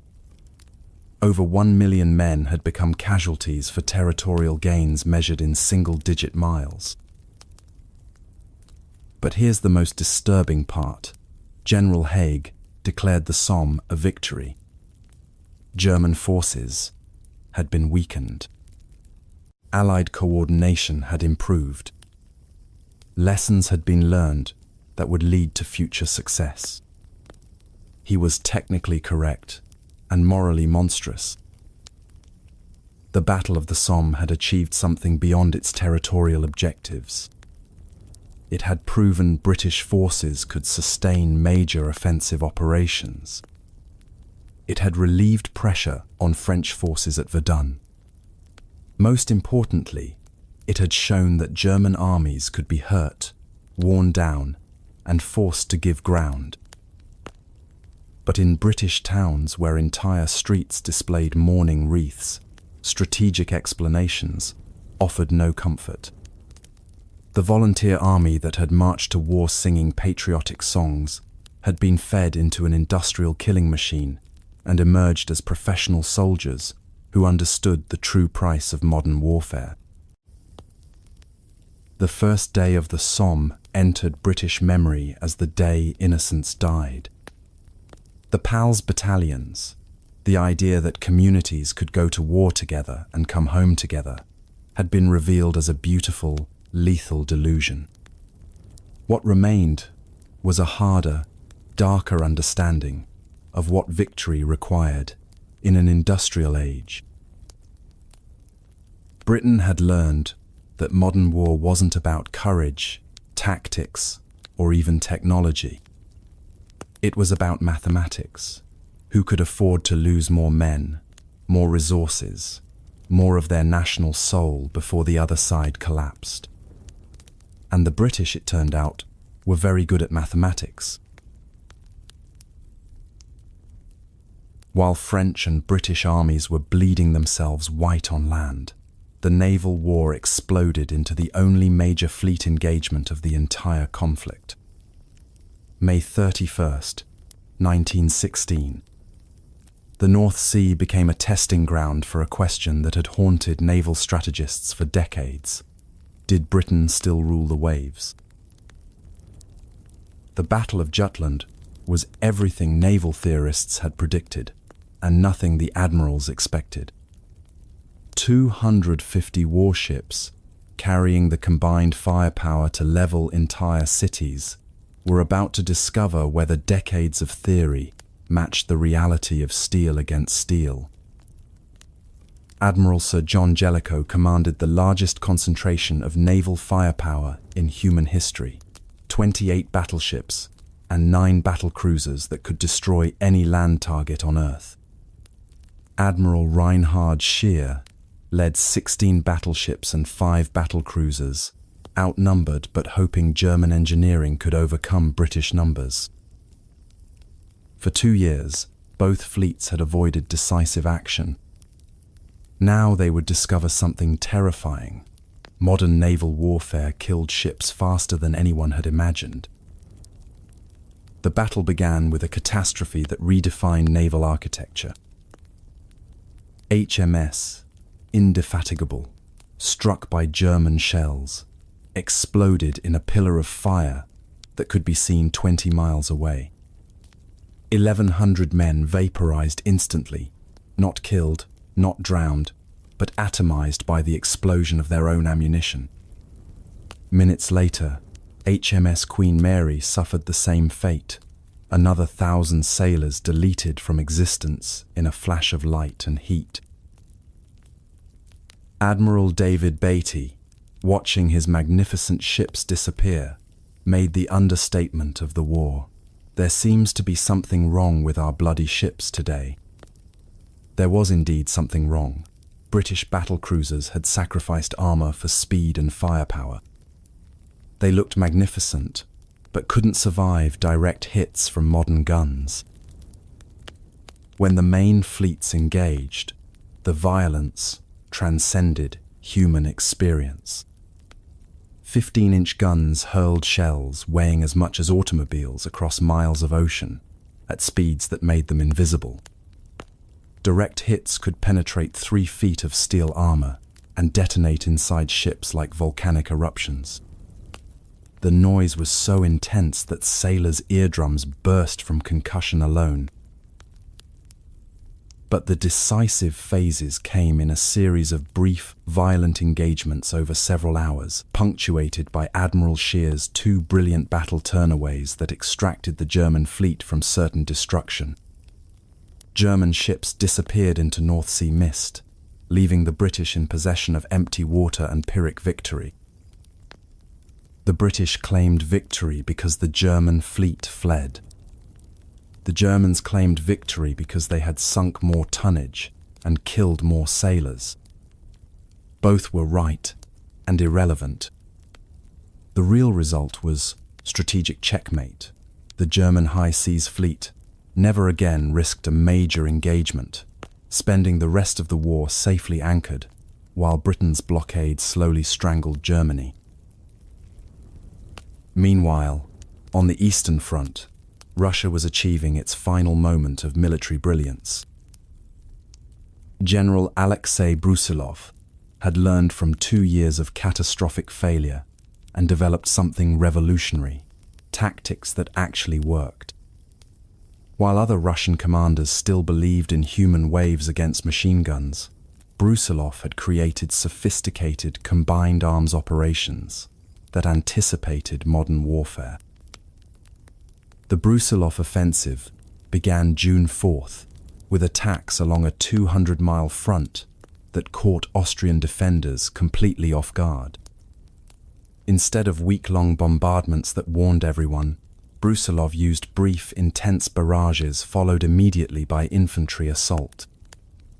Instead of predictable single-point attacks, his forces struck simultaneously everywhere. The results were spectacular: roughly 200,000 Austrian prisoners in the opening phase and advances tens of miles deep.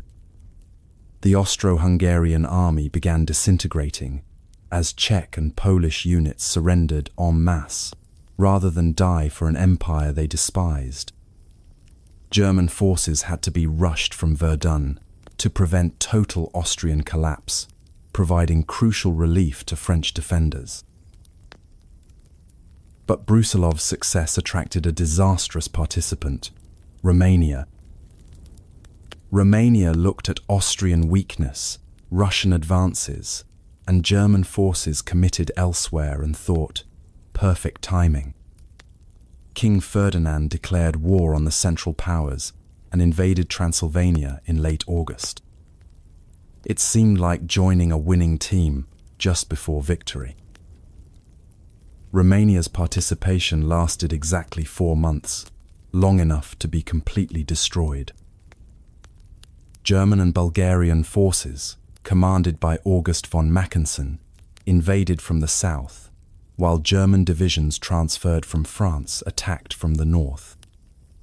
Romanian armies, caught between 2 professional military machines, were systematically annihilated. By December, Bucharest had fallen, and Romanian resistance had ceased to exist. The Romanian disaster gave Germany something precious: access to Romanian oil fields and grain supplies that had been feeding Allied populations.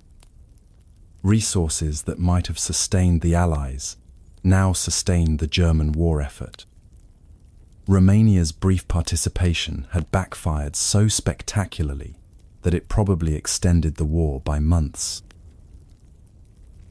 By winter 1916, the strategic situation had crystallized into mutual exhaustion with a mathematical edge to the Allies. Verdun had proven that frontal assaults created mutual destruction. The Somme had demonstrated that even massive attacks achieved limited territorial gains. Jutland had confirmed naval stalemate. The Brusilov offensive had shown tactical brilliance couldn't overcome strategic limitations. Over 2 million men had become casualties in 1916 alone, more than the entire population of many countries. Entire societies were mobilizing for total war. Civilians were beginning to starve as resources flowed to military production.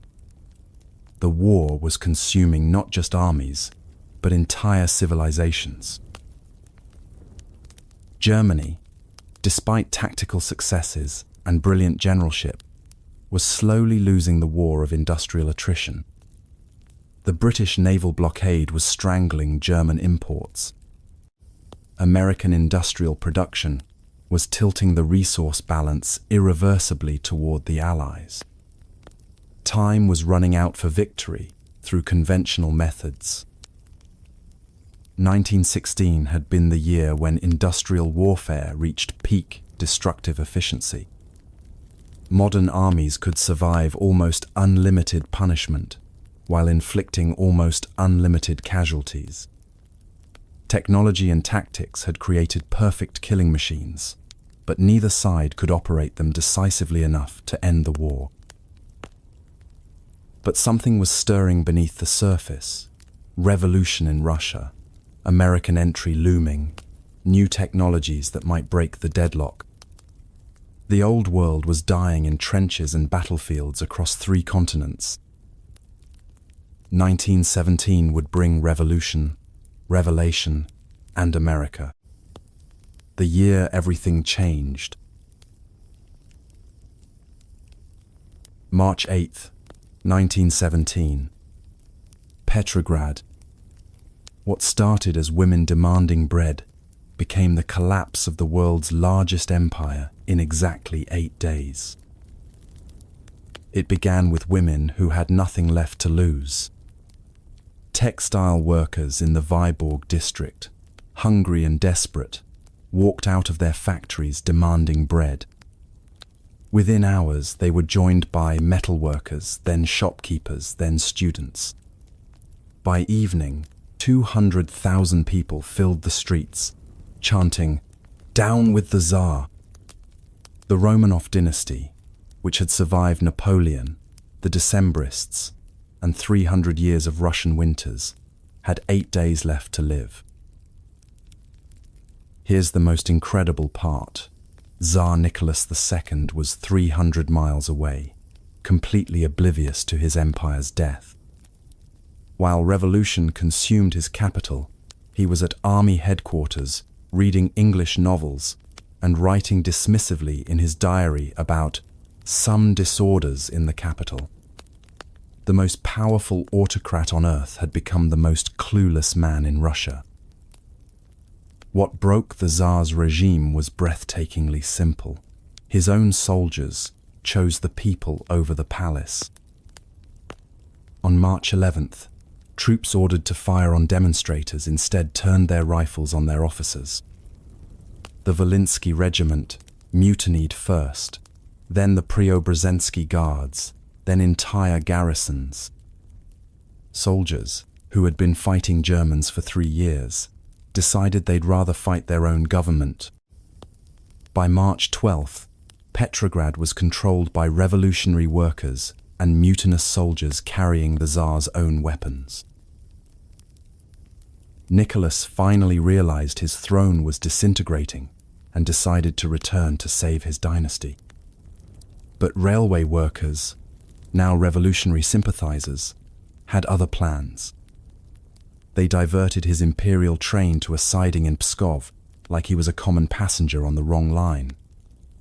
The Tsar of all the Russias was literally railroaded by his own railroad workers. On March 15th, in a railway car at Pskov station, Nicholas II signed the document that ended 3 centuries of Romanov rule. The divine right of kings died with a pen stroke in a train compartment. The man who had believed God personally appointed him to rule Russia discovered that God's phone line had been disconnected. But here's the tragedy that would doom Russian democracy.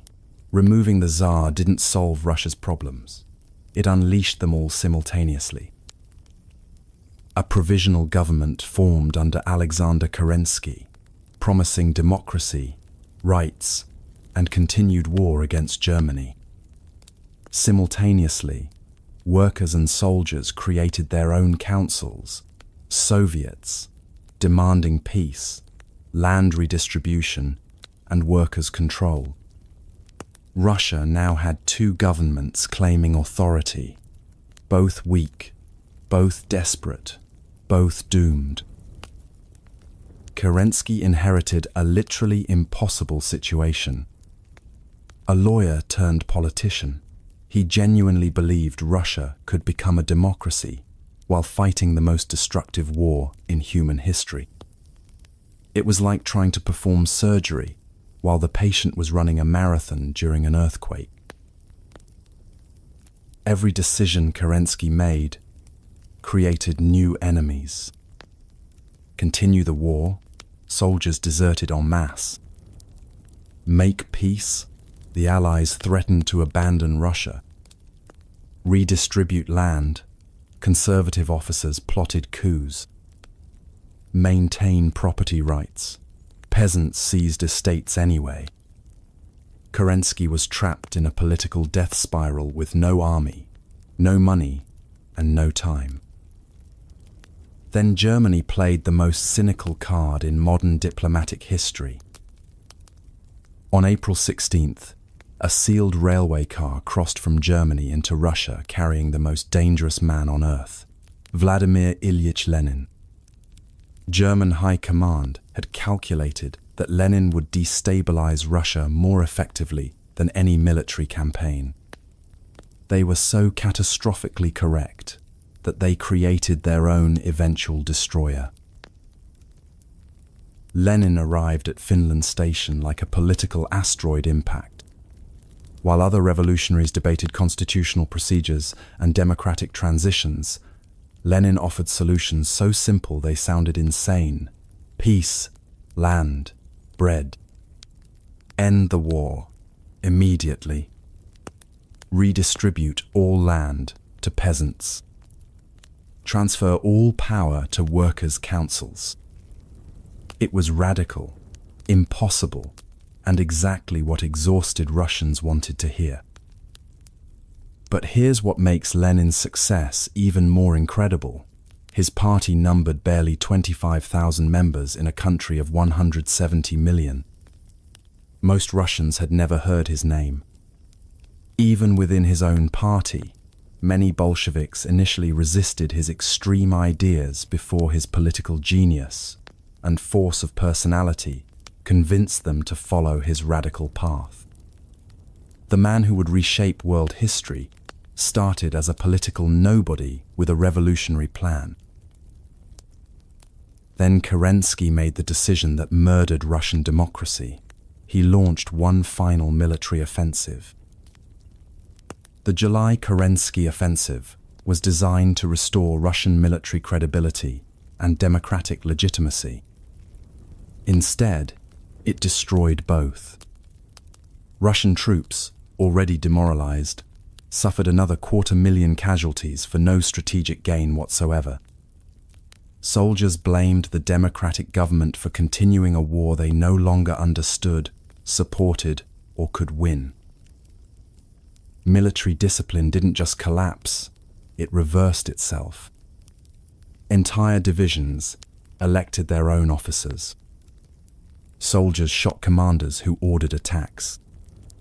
Military units simply walked away from the front, taking their weapons home to start local revolutions.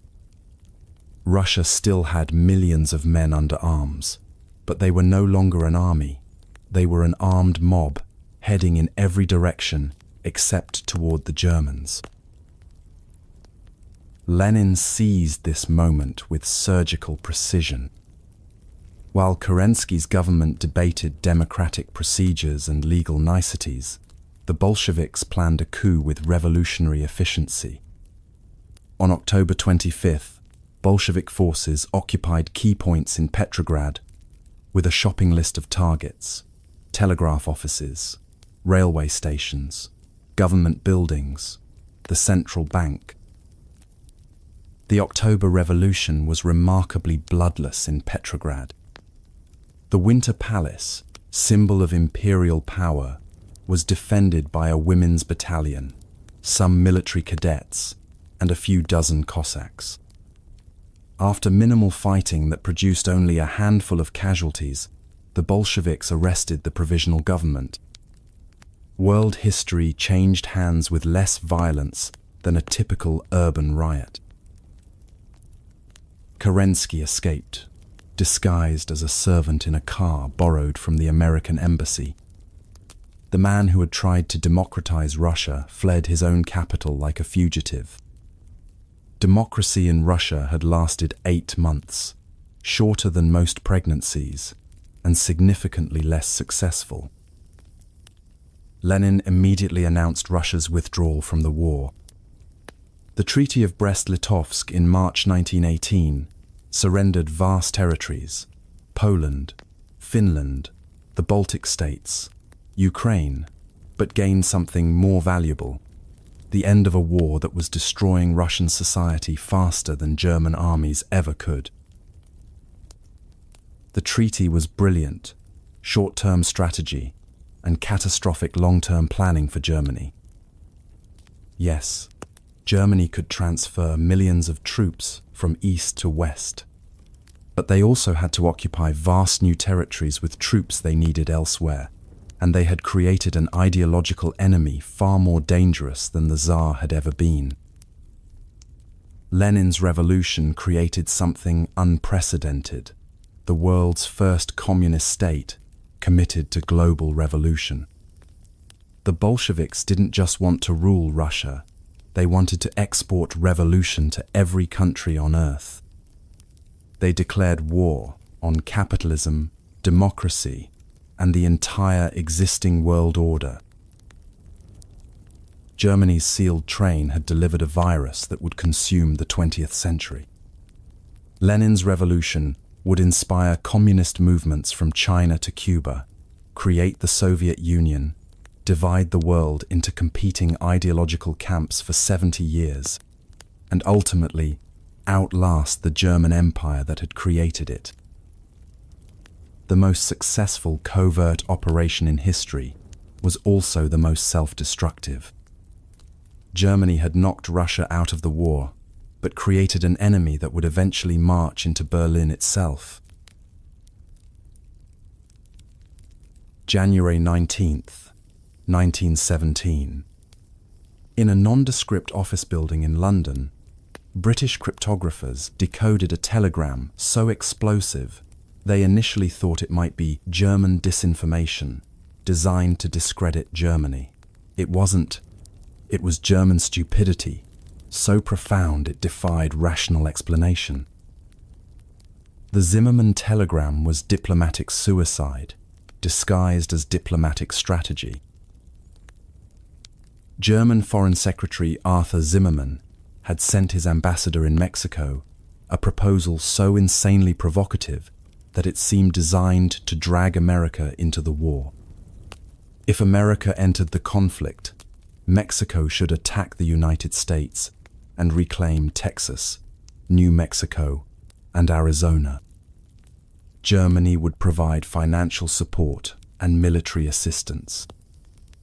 The telegram also suggested Mexico should persuade Japan to join the anti-American alliance. Here's what makes this even more incredible. Mexico was in no position to accept such a proposal, even if they'd wanted to. The Mexican government was broke, barely controlled half their own country, and was fighting a brutal civil war. Asking Mexico to invade the United States was like asking a man with a broken leg to run a marathon against an Olympic sprinter. British intelligence sat on the telegram for weeks, waiting for the perfect moment to detonate this diplomatic nuclear bomb. That moment came in March, when Germany resumed unrestricted submarine warfare, and President Wilson was still desperately trying to maintain American neutrality. The British handed the Zimmermann telegram to American officials like a loaded gun pointed at Germany's head. When American newspapers published the telegram on March 1st, the reaction was volcanic. Headlines screamed, "Germany seeks alliance against US." Editorial cartoons showed German eagles and Mexican vultures circling Texas. Anti-German riots erupted across the country. Americans who had been indifferent to European warfare suddenly saw German submarines lurking off their coasts and German agents plotting to steal their southwestern states. Then Zimmermann did something so diplomatically naive, it bordered on political suicide. He publicly admitted sending the telegram. When reporters asked if it was genuine, the German Foreign Secretary said yes, he had sent it, and he saw nothing wrong with seeking alliances against potential enemies. Zimmermann thought honesty was better than denial, but his honesty was so perfectly timed to destroy German-American relations that it seemed like sabotage. President Woodrow Wilson faced the decision that would transform America from an isolated republic into a global superpower. For 3 years, he had kept America neutral through a combination of moral conviction and political calculation. "There is such a thing as a man being too proud to fight," he had said after the Lusitania sinking. Now that pride was being tested by German submarines, German plots, and German arrogance. Wilson was a former professor who genuinely believed in international law, moral diplomacy, and peaceful resolution of conflicts. But he was also a politician who understood that American public opinion had shifted decisively against Germany. The Zimmermann telegram had accomplished what 3 years of German atrocities couldn't. It had made Americans believe Germany threatened them personally, geographically, and immediately. Meanwhile, Germany had resumed unrestricted submarine warfare on February 1st, the policy suspended after the Lusitania crisis. German naval commanders calculated they could starve Britain into submission before America could mobilize effectively. It was another German gamble, based on mathematical arrogance and strategic blindness, that ignored American industrial capacity. U-boats immediately began sinking American merchant ships with methodical efficiency. The steamer Housatonic was torpedoed on February 3rd. The tanker Illinois was sunk on March 18th. American sailors were dying in the Atlantic, killed by German torpedoes fired without warning against neutral vessels flying the American flag. Each sinking pushed America closer to inevitable war.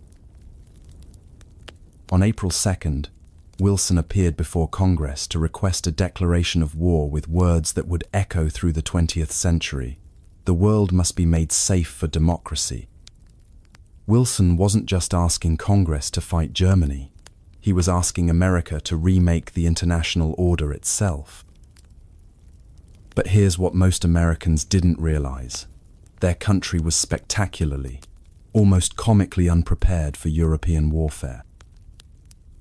The US Army numbered 133,000 men, smaller than some European divisions, and roughly equivalent to the police force of a large city. American factories were producing automobiles and consumer goods, not artillery shells and machine guns. The country had no experience mobilizing millions of men for overseas deployment against professional European armies. America was entering a war that had already consumed 10 million lives with military forces that could barely defend the East Coast. Congress passed the Selective Service Act in May, requiring all men between 21 and 30 to register for military service. The first lottery was held on July 20th with Secretary of War Newton Baker, blindfolded, drawing number 258 from a glass bowl. American democracy was selecting its warriors through a lottery system that looked more like a game show than military planning. Training camps sprouted across America like military mushrooms. Cantonment Devons in Massachusetts, Camp Gordon in Georgia, Camp Lewis in Washington. Millions of young men who had never left their home counties were learning to march, shoot, and follow orders from professional soldiers who had never commanded more than a few hundred troops in peacetime. The first American Expeditionary Force troops arrived in France in June 1917, led by General John J. Pershing. When Pershing visited Lafayette's tomb in Paris, he made the symbolic declaration, "Lafayette, we are here." It was a moment of poetic justice that masked practical problems. American troops were enthusiastic but inexperienced, well-equipped but untested, numerous but completely unprepared for the industrial slaughter they were entering. Most American forces wouldn't engage in major combat until mid-1918, which gave them crucial time to learn European warfare without facing its full horror immediately. Meanwhile, German U-boat warfare was achieving exactly what German admirals had predicted. Britain was starving. April 1917 became the worst month for Allied shipping losses in the entire war. 860,000 tons of vessels sent to the bottom of the Atlantic. Britain was importing enough food to feed its population for only 6 weeks. German submarines were winning the war one merchant ship at a time, and victory seemed mathematically inevitable. Then the Allies stumbled onto a solution so obvious it seemed revolutionary: convoys. Instead of sending merchant ships individually across the Atlantic like scattered targets, they grouped them together under naval escort. U-boats that attacked convoys faced destroyers, depth charges, and coordinated anti-submarine warfare instead of defenseless cargo vessels. Shipping losses plummeted, while American troops and supplies crossed the Atlantic in ever-increasing numbers. General Pershing refused Allied demands to integrate American troops into British and French units as replacement fodder. "The United States will put its troops on the firing line when it shall have formed an army worthy of the American people," he declared. It was militarily sound and politically essential. America would fight as America, not as European cannon fodder. By autumn 1917, American soldiers were arriving in Europe at a rate of 50,000 per month, an entire division every few weeks. These doughboys brought something the war had consumed: fresh manpower, unlimited industrial capacity, and naive optimism about achieving decisive victory. The Zimmermann telegram had accomplished something no German military victory could have achieved. It had transformed American isolationism into American interventionism. Germany's attempt to keep America neutral had instead mobilized American public opinion for total war. The telegram had awakened the sleeping giant that would dominate the 20th century. America was no longer an isolated republic protected by 2 oceans. It was becoming the arsenal of democracy and the future global superpower. Germany's fatal diplomatic error had created the enemy that would ultimately defeat it. July 31st, 1917. Belgium. General Douglas Haig launched what he promised would be the final offensive of the war. Instead, he created a brown hell where hope went to drown.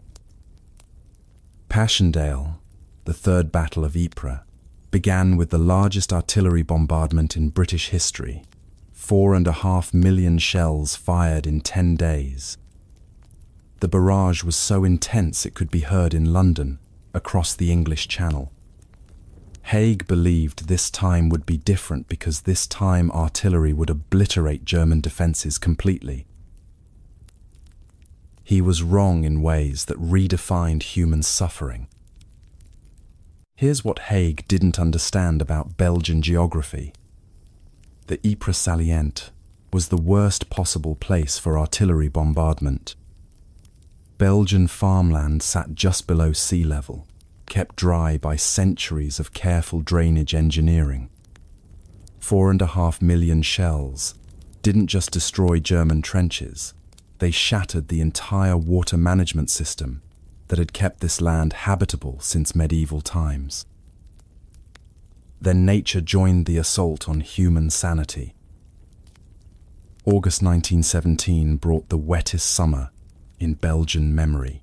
Rain that fell for days, then weeks, turning the battlefield into a brown liquid nightmare. Shell holes filled with water and became death traps. Wounded soldiers drowned in puddles too small to bathe a child.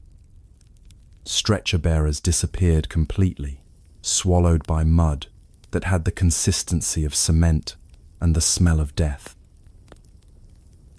Canadian Corps Commander Arthur Currie walked the battlefield before the attack and delivered a prediction of mathematical precision to Haig.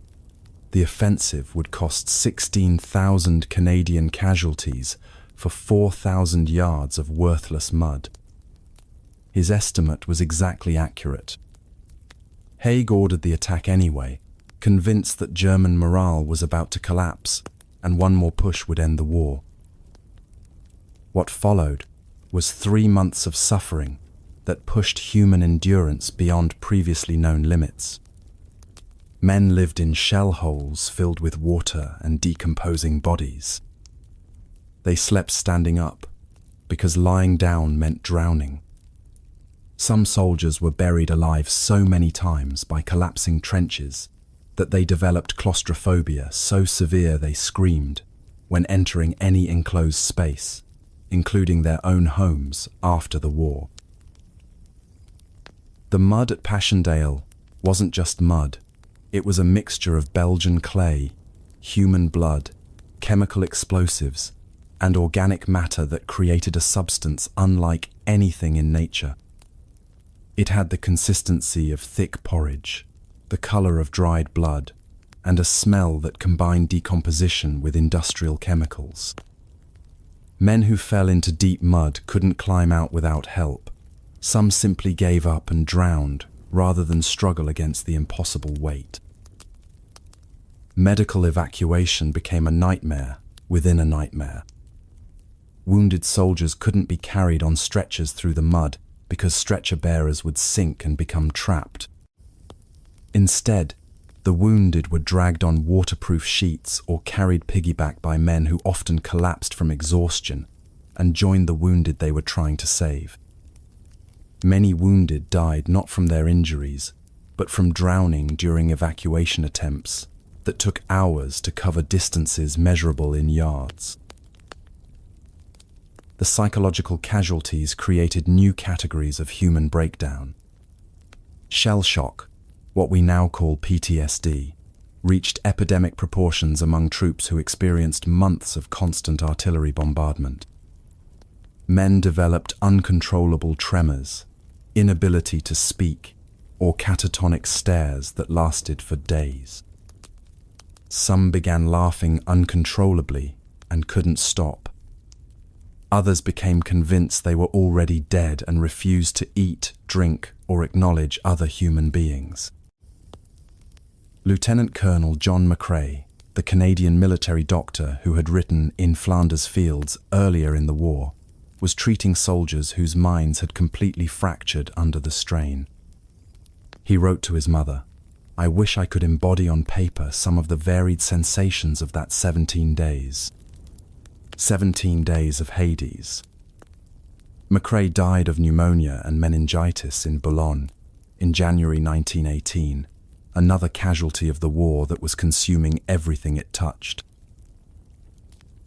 Attack techniques developed for Passchendaele bordered on organized insanity.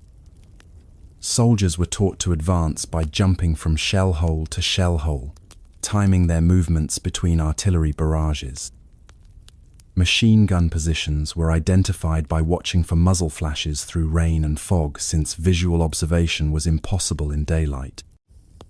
Artillery targets were located by listening for German voices in the mist, since maps had become useless in landscape that changed daily. German defenders faced identical impossible conditions. Their concrete bunkers, designed to withstand artillery bombardment, became underwater prisons when the drainage system collapsed. Some German soldiers drowned in their own defensive positions, trapped by rising water in bunkers they couldn't escape. Others developed trench foot, so severe that their boots had to be cut off, taking skin and flesh with the leather. By October, the offensive had gained exactly 4.5 miles, the distance a healthy person could walk in 90 minutes on solid ground. British Empire casualties totaled 325,000 men. German losses were estimated at 260,000.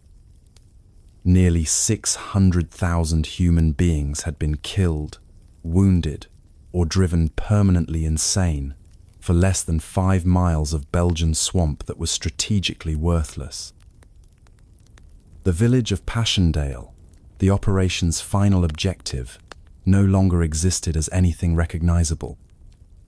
Aerial photographs showed only brown crater marks where a community had once housed families, businesses, and a church. Canadian forces finally captured the site on November 6th, but captured was meaningless, since there was nothing left to capture except mud, memories, and the ghosts of a 1,000-year-old Flemish village. But while Haig was drowning the British Empire in Belgian mud, something extraordinary was happening in a theatre most people had forgotten existed.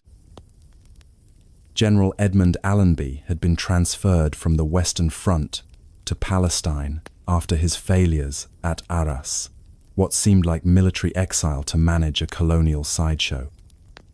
Instead, Allenby was about to achieve something no Western Front general had managed since 1914: decisive, meaningful victory. The Palestine campaign was everything the Western Front wasn't: mobile, dynamic, and capable of producing actual strategic results. Allenby combined traditional cavalry charges with modern artillery, aircraft, and intelligence that created a new form of combined arms warfare. He had crucial help from Arab irregulars, led by Prince Faisal, and advised by a diminutive British intelligence officer named T.E. Lawrence. Lawrence of Arabia was the most improbable military genius of the war, a scholarly archaeologist who spoke fluent Arabic and had convinced feuding Arab tribes to unite against Turkish rule. Lawrence led camel-mounted raiders against Turkish railway lines, creating chaos behind enemy lines through guerrilla warfare that anticipated 20th century insurgency tactics. He was part scholar, part warrior, part theatrical performer, and completely effective at destroying Turkish logistics. The capture of Aqaba in July had demonstrated Lawrence's unconventional brilliance. Arab forces had approached the Turkish fortress from the landward side, the one direction Turkish defenders considered impossible because it required crossing the desert. The garrison surrendered with minimal resistance, giving the Allies a crucial naval base that opened southern Palestine to invasion. On October 31st, Allenby launched the Third Battle of Gaza, using tactics that would have been impossible on the Western Front: mobility, surprise, and cavalry charges. British horsemen charged Turkish positions with sabres drawn, like something from a Napoleonic battle. Australian light horse galloped across open desert toward enemy trenches, in attacks that succeeded through speed and shock rather than attrition. Turkish forces, weakened by Arab harassment and demoralized by defeats elsewhere, began retreating northward in increasing disorder. Allenby pursued with a combination of cavalry, armored cars, and aircraft that made Turkish retreat impossible and surrender inevitable. Within weeks, British forces were approaching Jerusalem, the holy city that had been under Ottoman control since 1517. On December 9th, Allenby entered Jerusalem on foot, out of respect for the city's religious significance to Christianity, Judaism, and Islam. He had specifically refused to enter mounted, saying no Christian general should ride triumphantly into the holy city. The gesture was perfect public relations that presented Allenby as a liberator rather than a conqueror. The capture of Jerusalem provided the Allies with their first unambiguous victory in months of otherwise futile slaughter. While hundreds of thousands were dying uselessly in the mud of Passchendaele, Allenby had achieved decisive strategic results with relatively light casualties. It proved that competent generalship could still produce meaningful victories, just not in France and Belgium, where the Western Front had become a suicide machine. Some historians argue that Passchendaele, despite its horrific cost, weakened the German army significantly before their final offensive efforts in 1918. But Jerusalem's symbolic importance couldn't disguise the strategic reality. The war would be won or lost on the Western Front, where Haig's impossible dream of breakthrough had drowned in Belgian mud. By December 1917, the Western Front had consumed another year of industrial slaughter without decisive strategic result. Passchendaele had gained 5 miles of worthless swamp. The Somme had proven British determination, but achieved no breakthrough. Verdun remained French, but had nearly destroyed the French army. Yet the strategic balance was shifting toward inevitable Allied victory. Russia was leaving the war, freeing German divisions for transfer westward. But America was entering with unlimited resources and growing military capability. The question for 1918 was mathematically simple. Could Germany achieve victory with Russian troops before American troops arrived in decisive numbers? Haig's dream of breakthrough had drowned in the mud of Passchendaele, along with 250,000 casualties. But Allenby's success in Palestine proved that decisive victory remained possible for commanders smart enough to fight where victory was achievable, rather than where national pride demanded sacrifice. As 1918 dawned, Germany faced a terrible choice: win everything in one final gamble, or lose everything in slow-motion collapse. March 21st, 1918. 5 o'clock in the morning. General Erich Ludendorff launched Germany's final throw of the dice with one of the most devastating artillery bombardments in military history. 6,600 German guns opened fire simultaneously along a 50-mile front, firing 3.5 million shells in 5 hours, more explosive power than most countries had used in entire wars. The earth shook from the Channel to Switzerland. British soldiers were buried alive by the bombardment, their trenches collapsing like sandcastles. This was Operation Michael, Germany's last chance to win the war before American reinforcements made victory impossible. Ludendorff had done the mathematics of desperation. Thanks to the Brest-Litovsk Treaty, Germany could transfer about 40 divisions from the Eastern to the Western Front. For the first time since 1914, Germany had numerical superiority in the West. But American troops were arriving at a rate of 250,000 to 350,000 per month. Germany's window for victory was measured in weeks, not months. The plan was brilliant in its simplicity and terrifying in its desperation.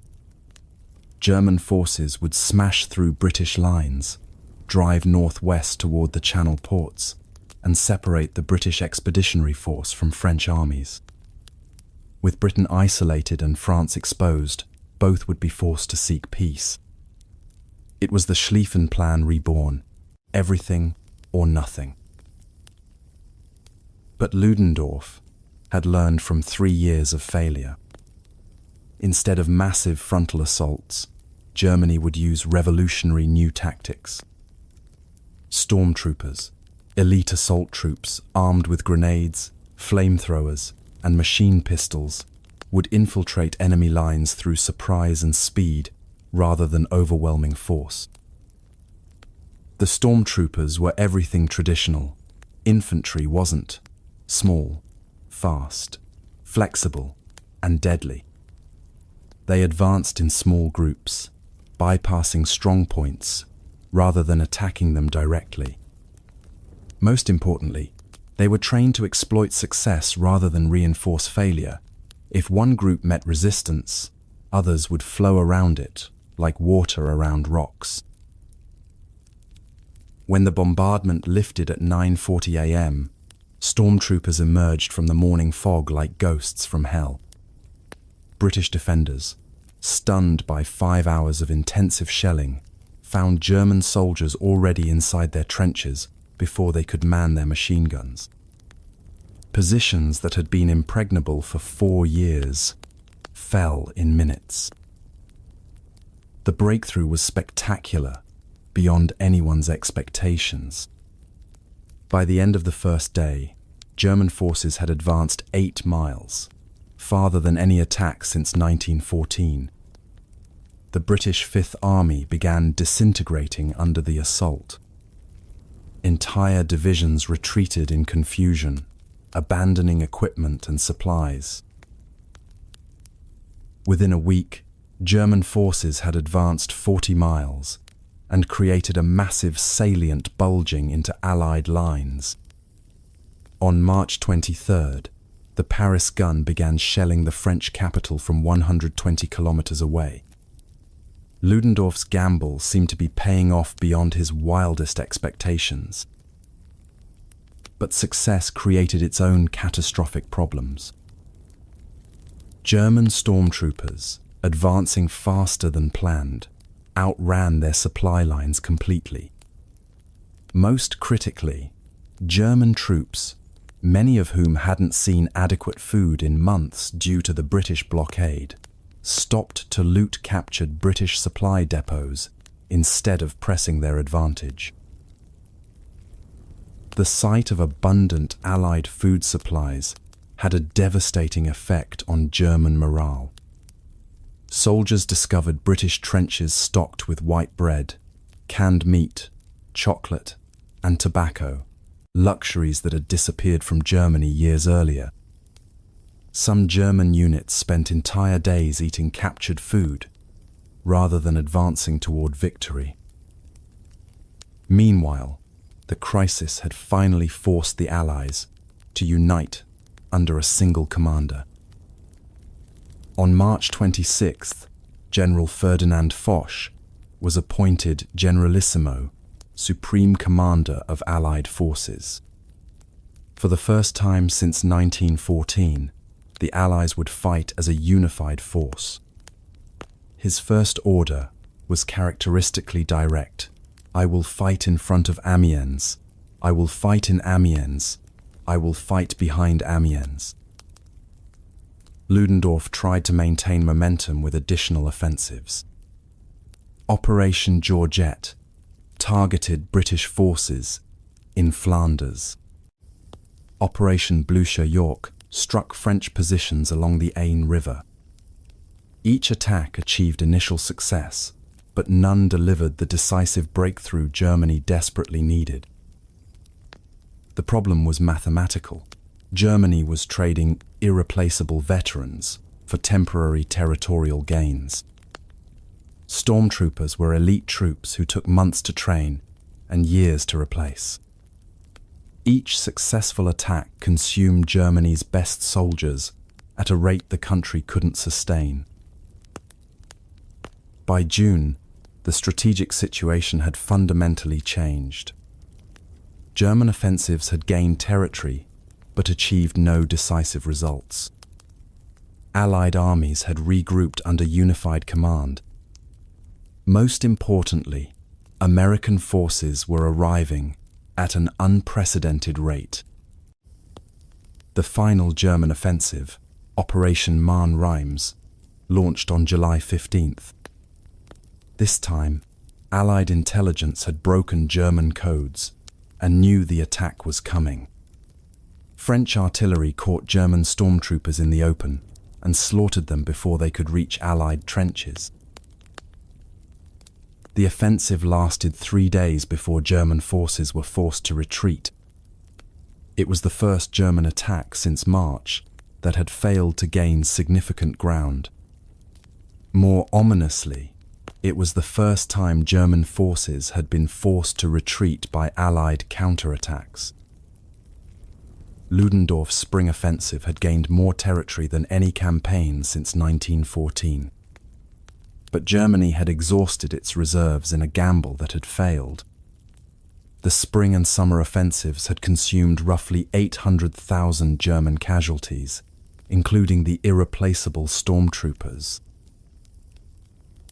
American forces were making their presence felt with shocking effectiveness. At Cantigny, Château-Thierry, and Belleau Wood, American troops demonstrated they could fight and win against veteran German forces. Fresh American divisions were bringing new energy to a war Germany could no longer sustain. By July, Ludendorff's final gamble had failed catastrophically. Germany had thrown everything into the spring offensive and achieved tactical success without strategic victory. The window for German victory was closing as American reinforcements continued arriving while German reserves dwindled to nothing. The initiative was about to pass to the Allies. And when it did, Germany would discover that 4 years of defensive warfare had not prepared it for strategic retreat. August 8th, 1918, 4:20 in the morning. Near the French town of Amiens, over 400 tanks began rolling toward German lines like a mechanical avalanche that would bury the German Empire. Over 400 tanks advanced through morning fog, with 18 Allied divisions following behind. There was no prolonged preliminary artillery bombardment to warn German defenders. The first sound German soldiers heard was grinding steel tracks and roaring aircraft engines as Allied forces launched the most sophisticated combined arms attack of the war. General Erich Ludendorff would later call August 8th the Black Day of the German army.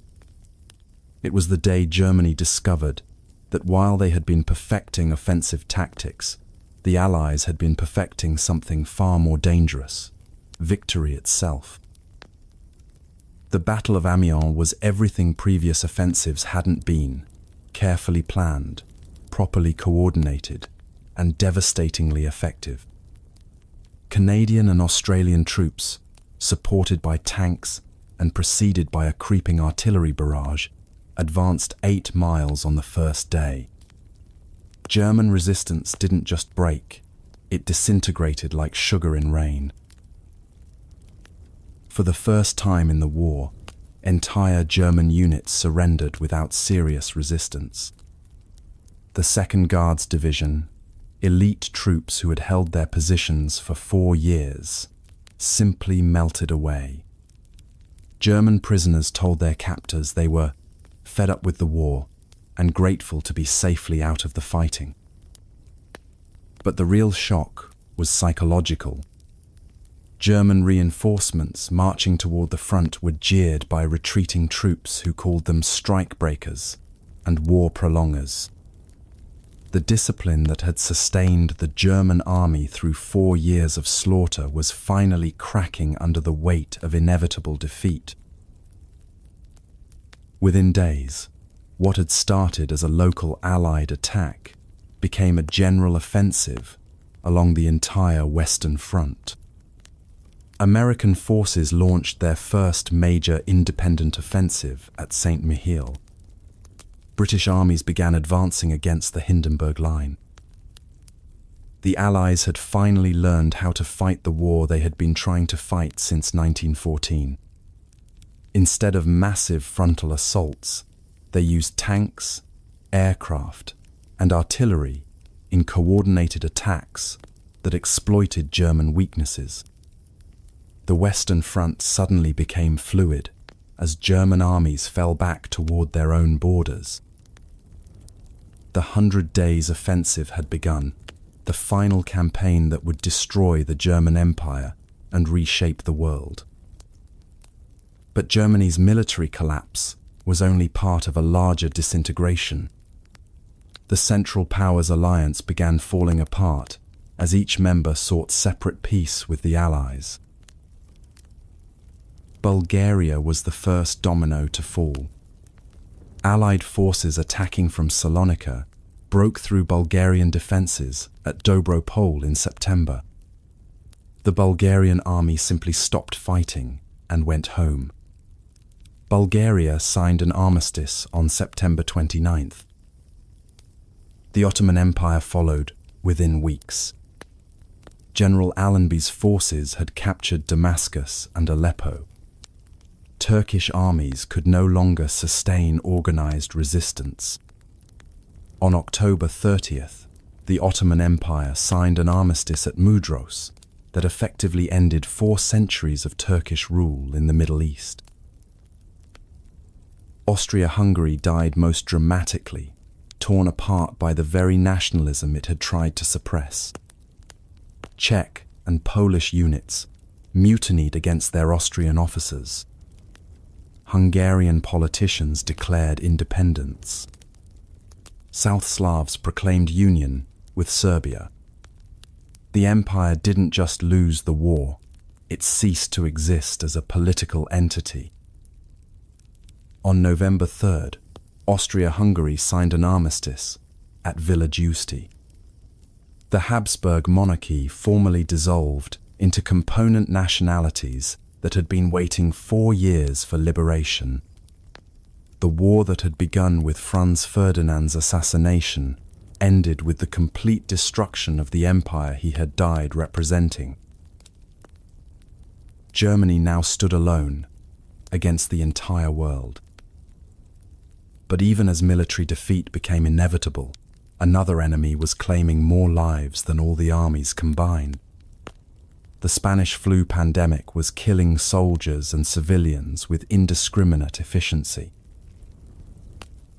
The flu was particularly cruel to young, healthy adults, exactly the demographic that had been fighting the war. Soldiers who had survived 4 years of artillery and poison gas died in their bunks from a virus that turned their immune systems against them.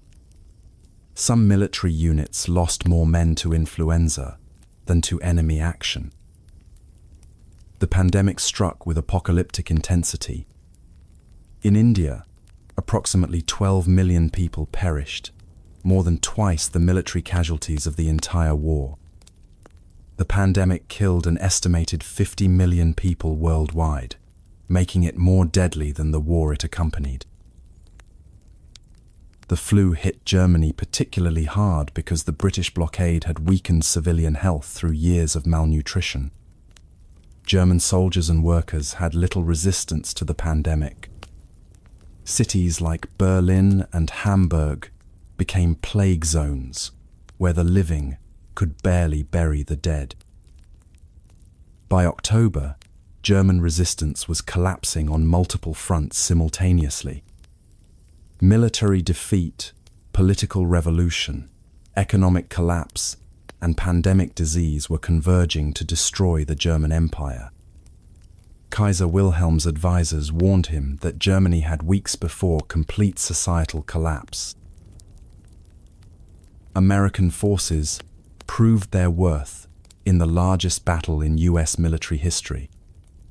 The Meuse-Argonne offensive committed over 1 million American troops to breaking final German defensive positions. It cost 26,000 American dead, but was decisive. German forces could no longer hold their lines against combined Allied attacks. The dam had finally burst after 4 years of stalemate. 4 years of deadlock ended in 6 weeks of German collapse. The Western Front became a race as German armies retreated faster than Allied forces could pursue them. But the most dramatic collapse was yet to come. As German armies retreated in the field, German society was beginning to revolt at home. November 3rd, 1918. Kiel, Germany. The German High Seas Fleet, the pride of the Kaiser's navy that had cost a fortune and achieved nothing, received orders for a final, suicidal attack against the British Grand Fleet. Instead of sailing to glorious defeat, the sailors mutinied and ended the war. It began with the stokers and engine crews, who simply refused to fire the boilers that would take them to pointless death. Within hours, entire ships' crews had joined the revolt. Red flags appeared on battleships that had been built to challenge British naval supremacy. The fleet that was supposed to die gloriously for the fatherland, instead declared that the war was over and they were going home. The naval mutiny spread like wildfire through Germany's exhausted military and starving civilian populations. Soldiers returning from the Western Front brought news of inevitable defeat and imminent Allied invasion. Workers in Berlin went on strike demanding peace, bread, and an end to imperial madness. Revolution erupted in Munich, where Bavarian socialists declared an independent republic.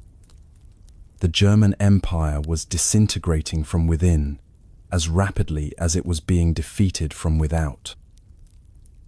Kaiser Wilhelm II, the man who had started the war with promises of quick victory and German dominance, found himself powerless to control the forces he had unleashed. His generals told him the army could no longer be relied upon to fight or obey orders. His admirals reported that the navy was in open revolt against the war itself. His civilian advisors warned that revolution was spreading to every major German city. On November 9th, faced with the choice between abdication and civil war that would destroy Germany completely, Wilhelm chose exile. He boarded his imperial train for the last time and fled to the Netherlands, abandoning the throne his family had held for decades. The Kaiser, who had promised to make Germany the dominant power in Europe, ended his reign as a refugee seeking asylum from his own subjects. Within hours of the Kaiser's flight, Social Democrat politicians in Berlin proclaimed the German Republic. Friedrich Ebert, a former saddlemaker, became provisional chancellor of a country that had been ruled by emperors for centuries. The transition from monarchy to republic happened so quickly that most Germans learned about it from newspaper headlines, rather than witnessing the change themselves. But political revolution was only one of Germany's multiple, simultaneous crises. The country was militarily defeated, economically ruined, socially collapsing, and facing complete occupation by hostile forces. The new government's first priority was ending the war before Germany ceased to exist as a functioning state. German negotiators had been seeking an armistice since early October, when General Ludendorff finally admitted that military victory was impossible and Germany faced complete destruction. The negotiations were conducted through President Wilson, who insisted on terms that would prevent Germany from resuming the war. Germany would have to evacuate all occupied territory, surrender its submarines and aircraft, and accept Allied occupation of strategic positions along the Rhine. The armistice negotiations took place in a railway car in the forest of Compiègne, the same car where Marshal Foch had coordinated Allied strategy during Germany's spring offensive. It was poetic justice that Germany's surrender would be signed in the mobile headquarters of the man who had unified Allied resistance and defeated German ambitions. On November 11th, at 5 o'clock in the morning, German representatives signed the armistice agreement that ended 4 years of unprecedented slaughter. The fighting would stop at 11 o'clock, the 11th hour of the 11th day of the 11th month.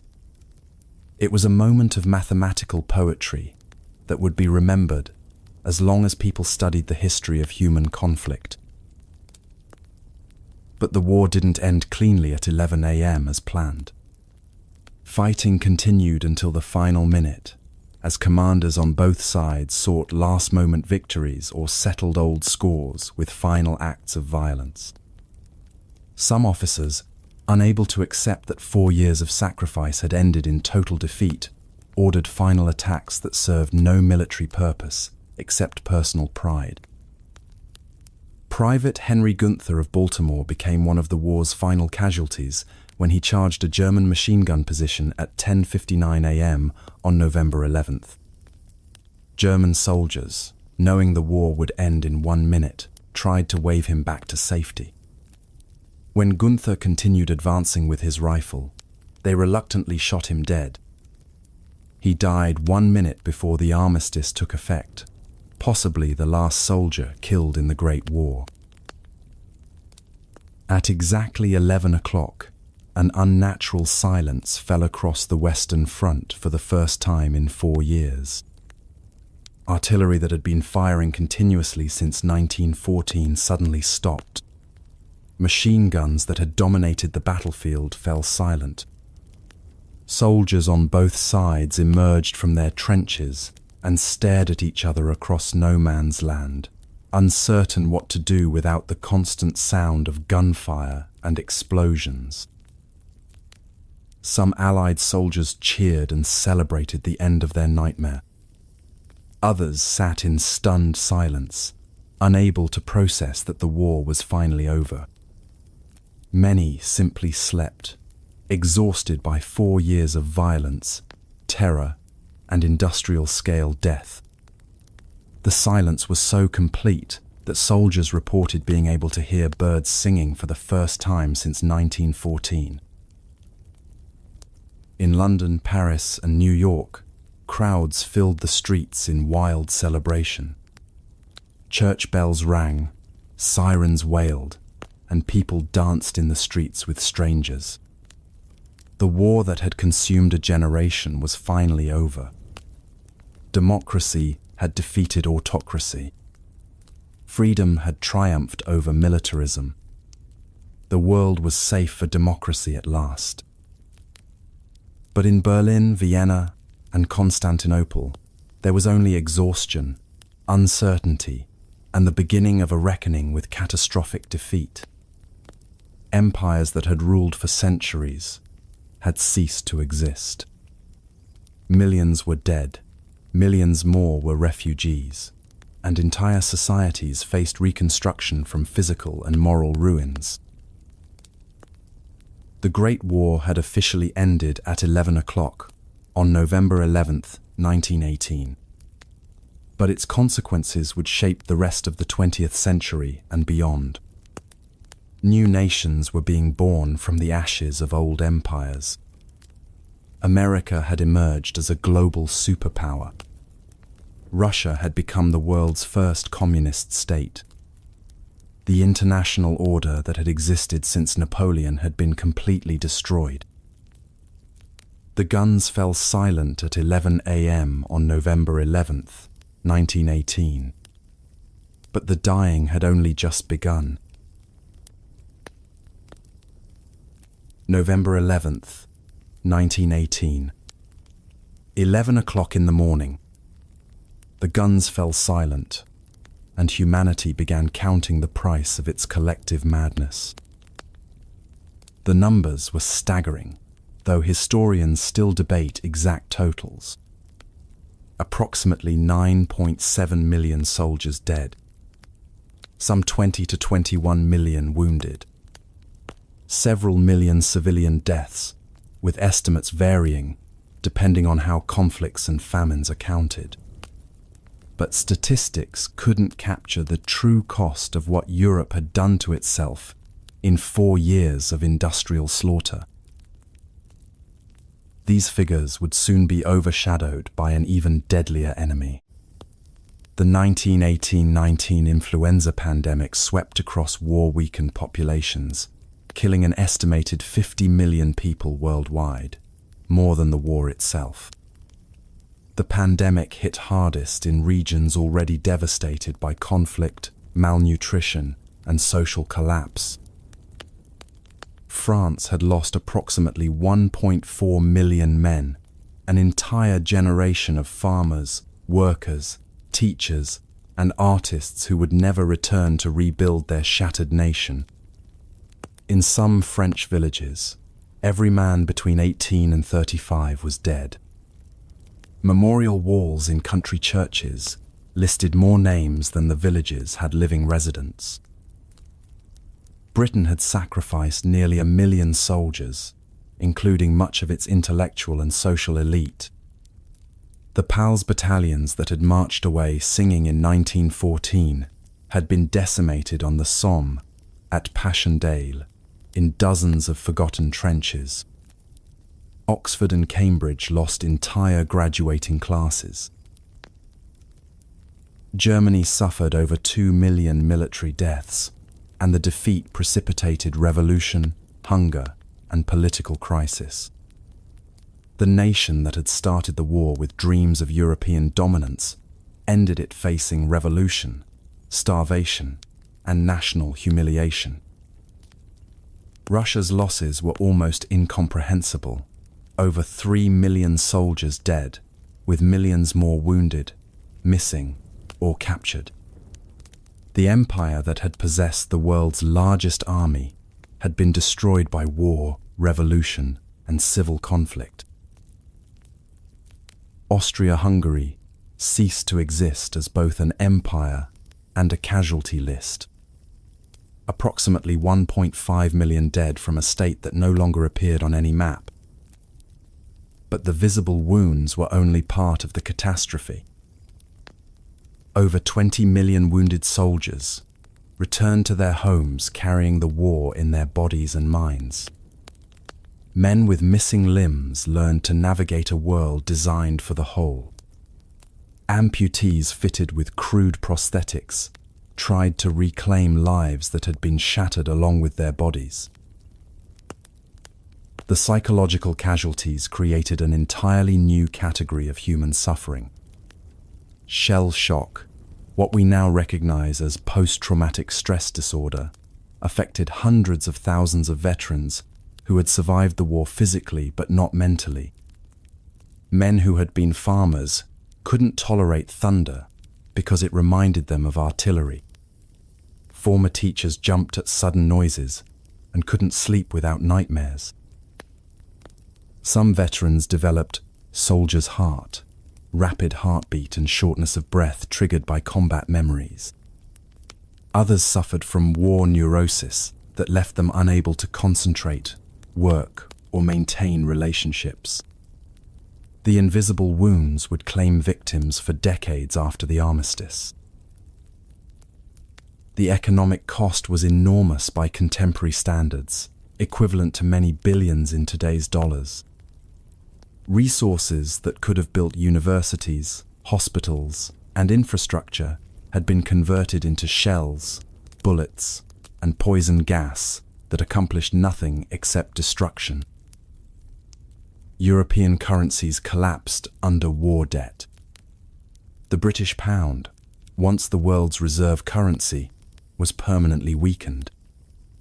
The German mark would suffer catastrophic inflation in the early 1920s. France owed massive debts that would constrain its economy for generations. Infrastructure across Europe lay in ruins. Northern France and Belgium were moonscapes of shell craters and destroyed towns. Railway lines had been torn up, bridges destroyed, factories demolished. The rebuilding would take decades, and cost fortunes that war-bankrupt nations could barely afford. Perhaps the most profound loss was cultural and spiritual. The optimism that had characterized European civilization before 1914 was gone forever. The belief in progress, in the civilizing power of education and industry, in the basic decency of human nature, all had been destroyed in the trenches. A generation of artists, writers, poets, and intellectuals had been killed before they could create works that might have enriched human civilization. The lost generation wasn't just a literary term, it was a demographic reality. Europe had sacrificed its future to settle 19th century quarrels with 20th century weapons. Women who had lost husbands, sons, and brothers faced lives of permanent mourning and economic hardship. Children grew up fatherless in societies organized around male authority and economic contribution. The social fabric that had held European civilization together for centuries had been torn apart and would never be fully repaired. As the survivors counted their losses, one thing was clear: the world that had existed before 1914 was gone forever. What remained was a continent of widows, orphans, and broken men trying to rebuild from ruins. January 18th, 1919. The Palace of Versailles. Where French kings had once entertained European royalty, Allied leaders gathered to remake the world from the ashes of 4 empires. They would create a peace so flawed it helped make another war more likely. President Woodrow Wilson arrived in Paris as the prophet of a new world order. His 14 points promised self-determination for all peoples, open diplomacy, free trade, and a League of Nations to settle future disputes peacefully.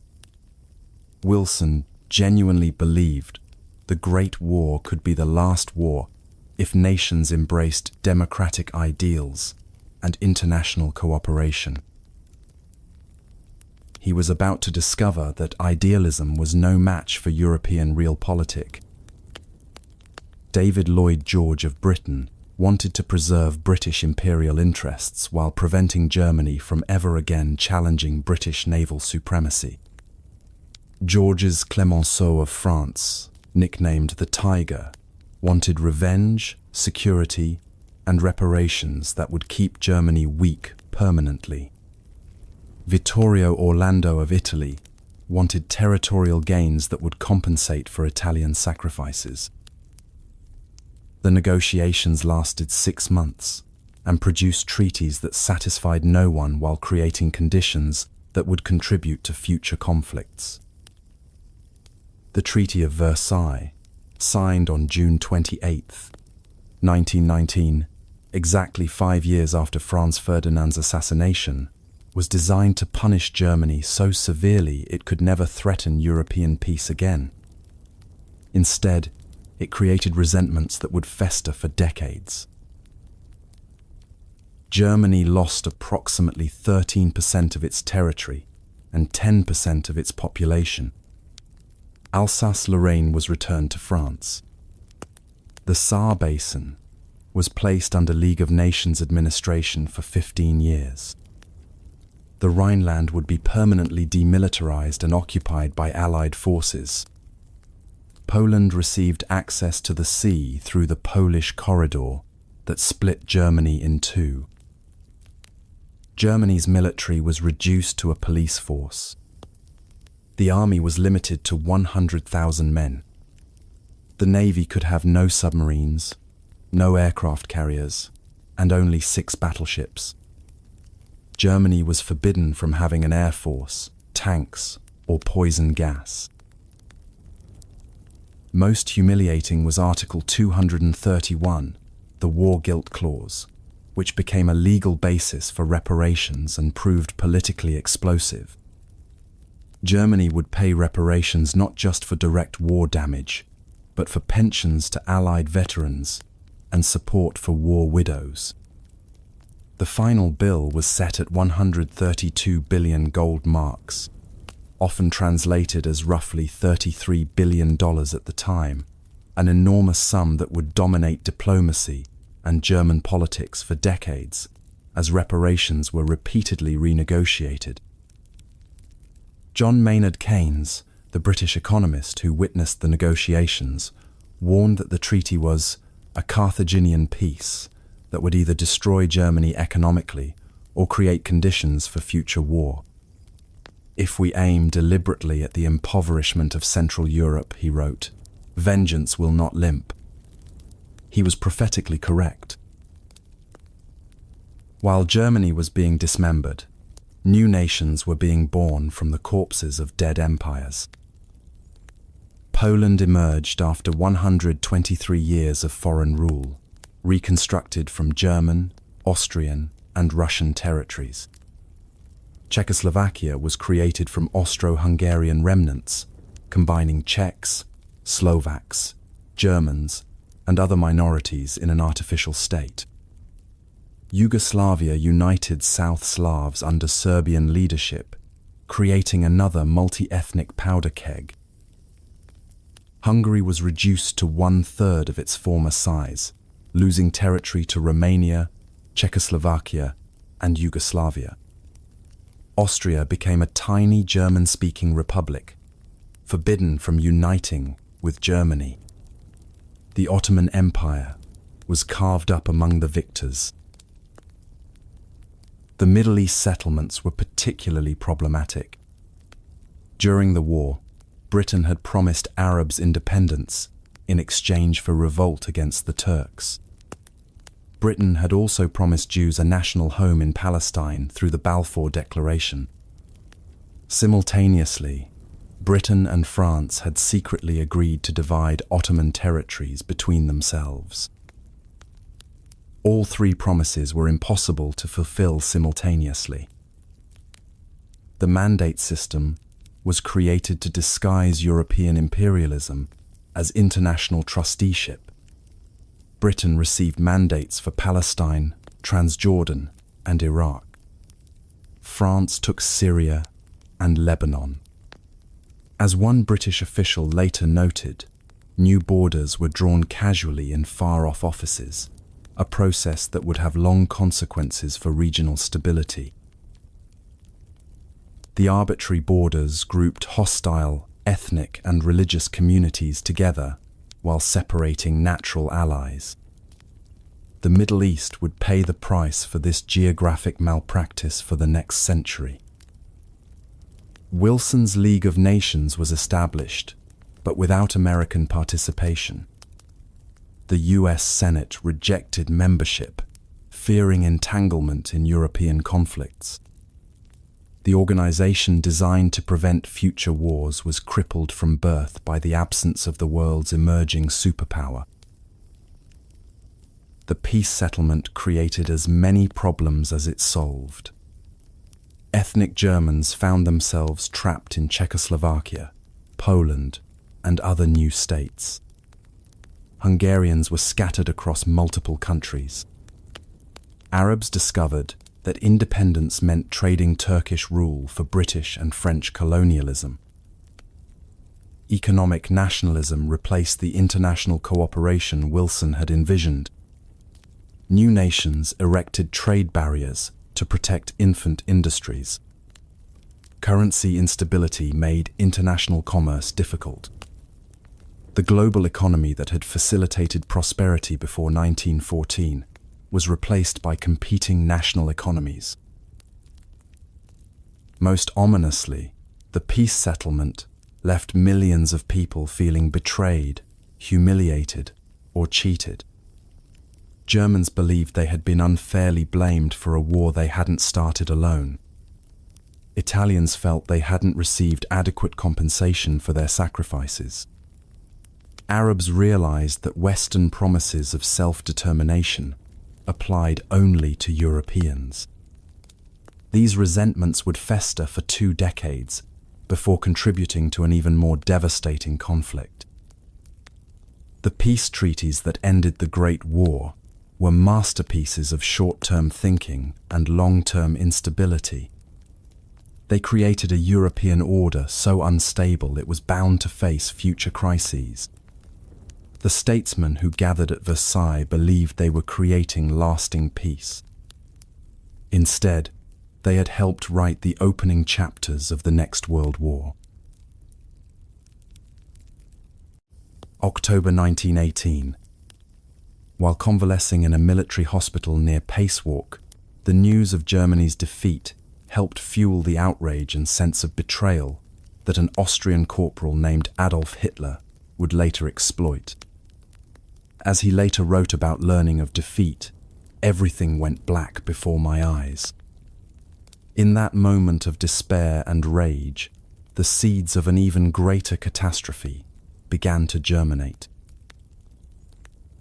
Hitler's reaction was shared by millions of Germans who felt betrayed by defeat and humiliated by the peace settlement.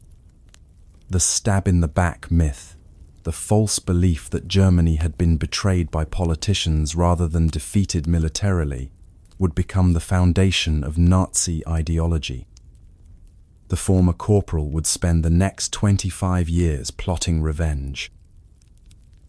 Meanwhile, in Russia, Vladimir Lenin was consolidating the world's first communist state, while a Georgian revolutionary named Joseph Stalin quietly accumulated power within the Bolshevik Party.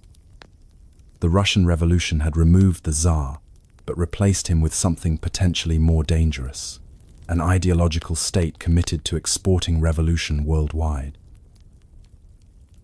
Across the Atlantic, America retreated into isolationism after briefly emerging as a world power. The Senate's rejection of the League of Nations symbolized American disillusionment with European entanglements. The country that could have guaranteed international stability instead withdrew behind its ocean barriers, leaving Europe to manage its own destructive rivalries. The Great War had solved none of the fundamental problems that had caused it. Nationalism was stronger than ever, now armed with the principle of self-determination. Imperial competition continued under new forms. Military technology had advanced to even more destructive levels. The balance of power that had maintained European peace since Napoleon had been completely destroyed. Economic instability would soon trigger the Great Depression, which would radicalize politics across Europe. Democratic governments would prove incapable of managing mass unemployment and social unrest. Fascist and communist movements would offer simple solutions to complex problems. The peace settlement had created grievances and structural problems that, combined with economic collapse and radical politics, helped make another major conflagration more likely. Germany felt humiliated and sought revenge. Russia had become a revolutionary state committed to destroying the capitalist world order. Japan felt excluded from Western decision-making and sought to create its own empire in Asia. 20 years after the armistice, Europe would again descend into total war. The second conflict would be even more destructive than the first, consuming an estimated 50 to 70 million lives and reshaping global civilization. The Great War hadn't ended anything. It had helped create the conditions for an even greater catastrophe. The lights had gone out across Europe in 1914 and had never truly been relit. The world that died in the trenches of the Western Front would be replaced by something darker, more violent, and more ideologically divided. The war to end all wars had instead begun the century of total war.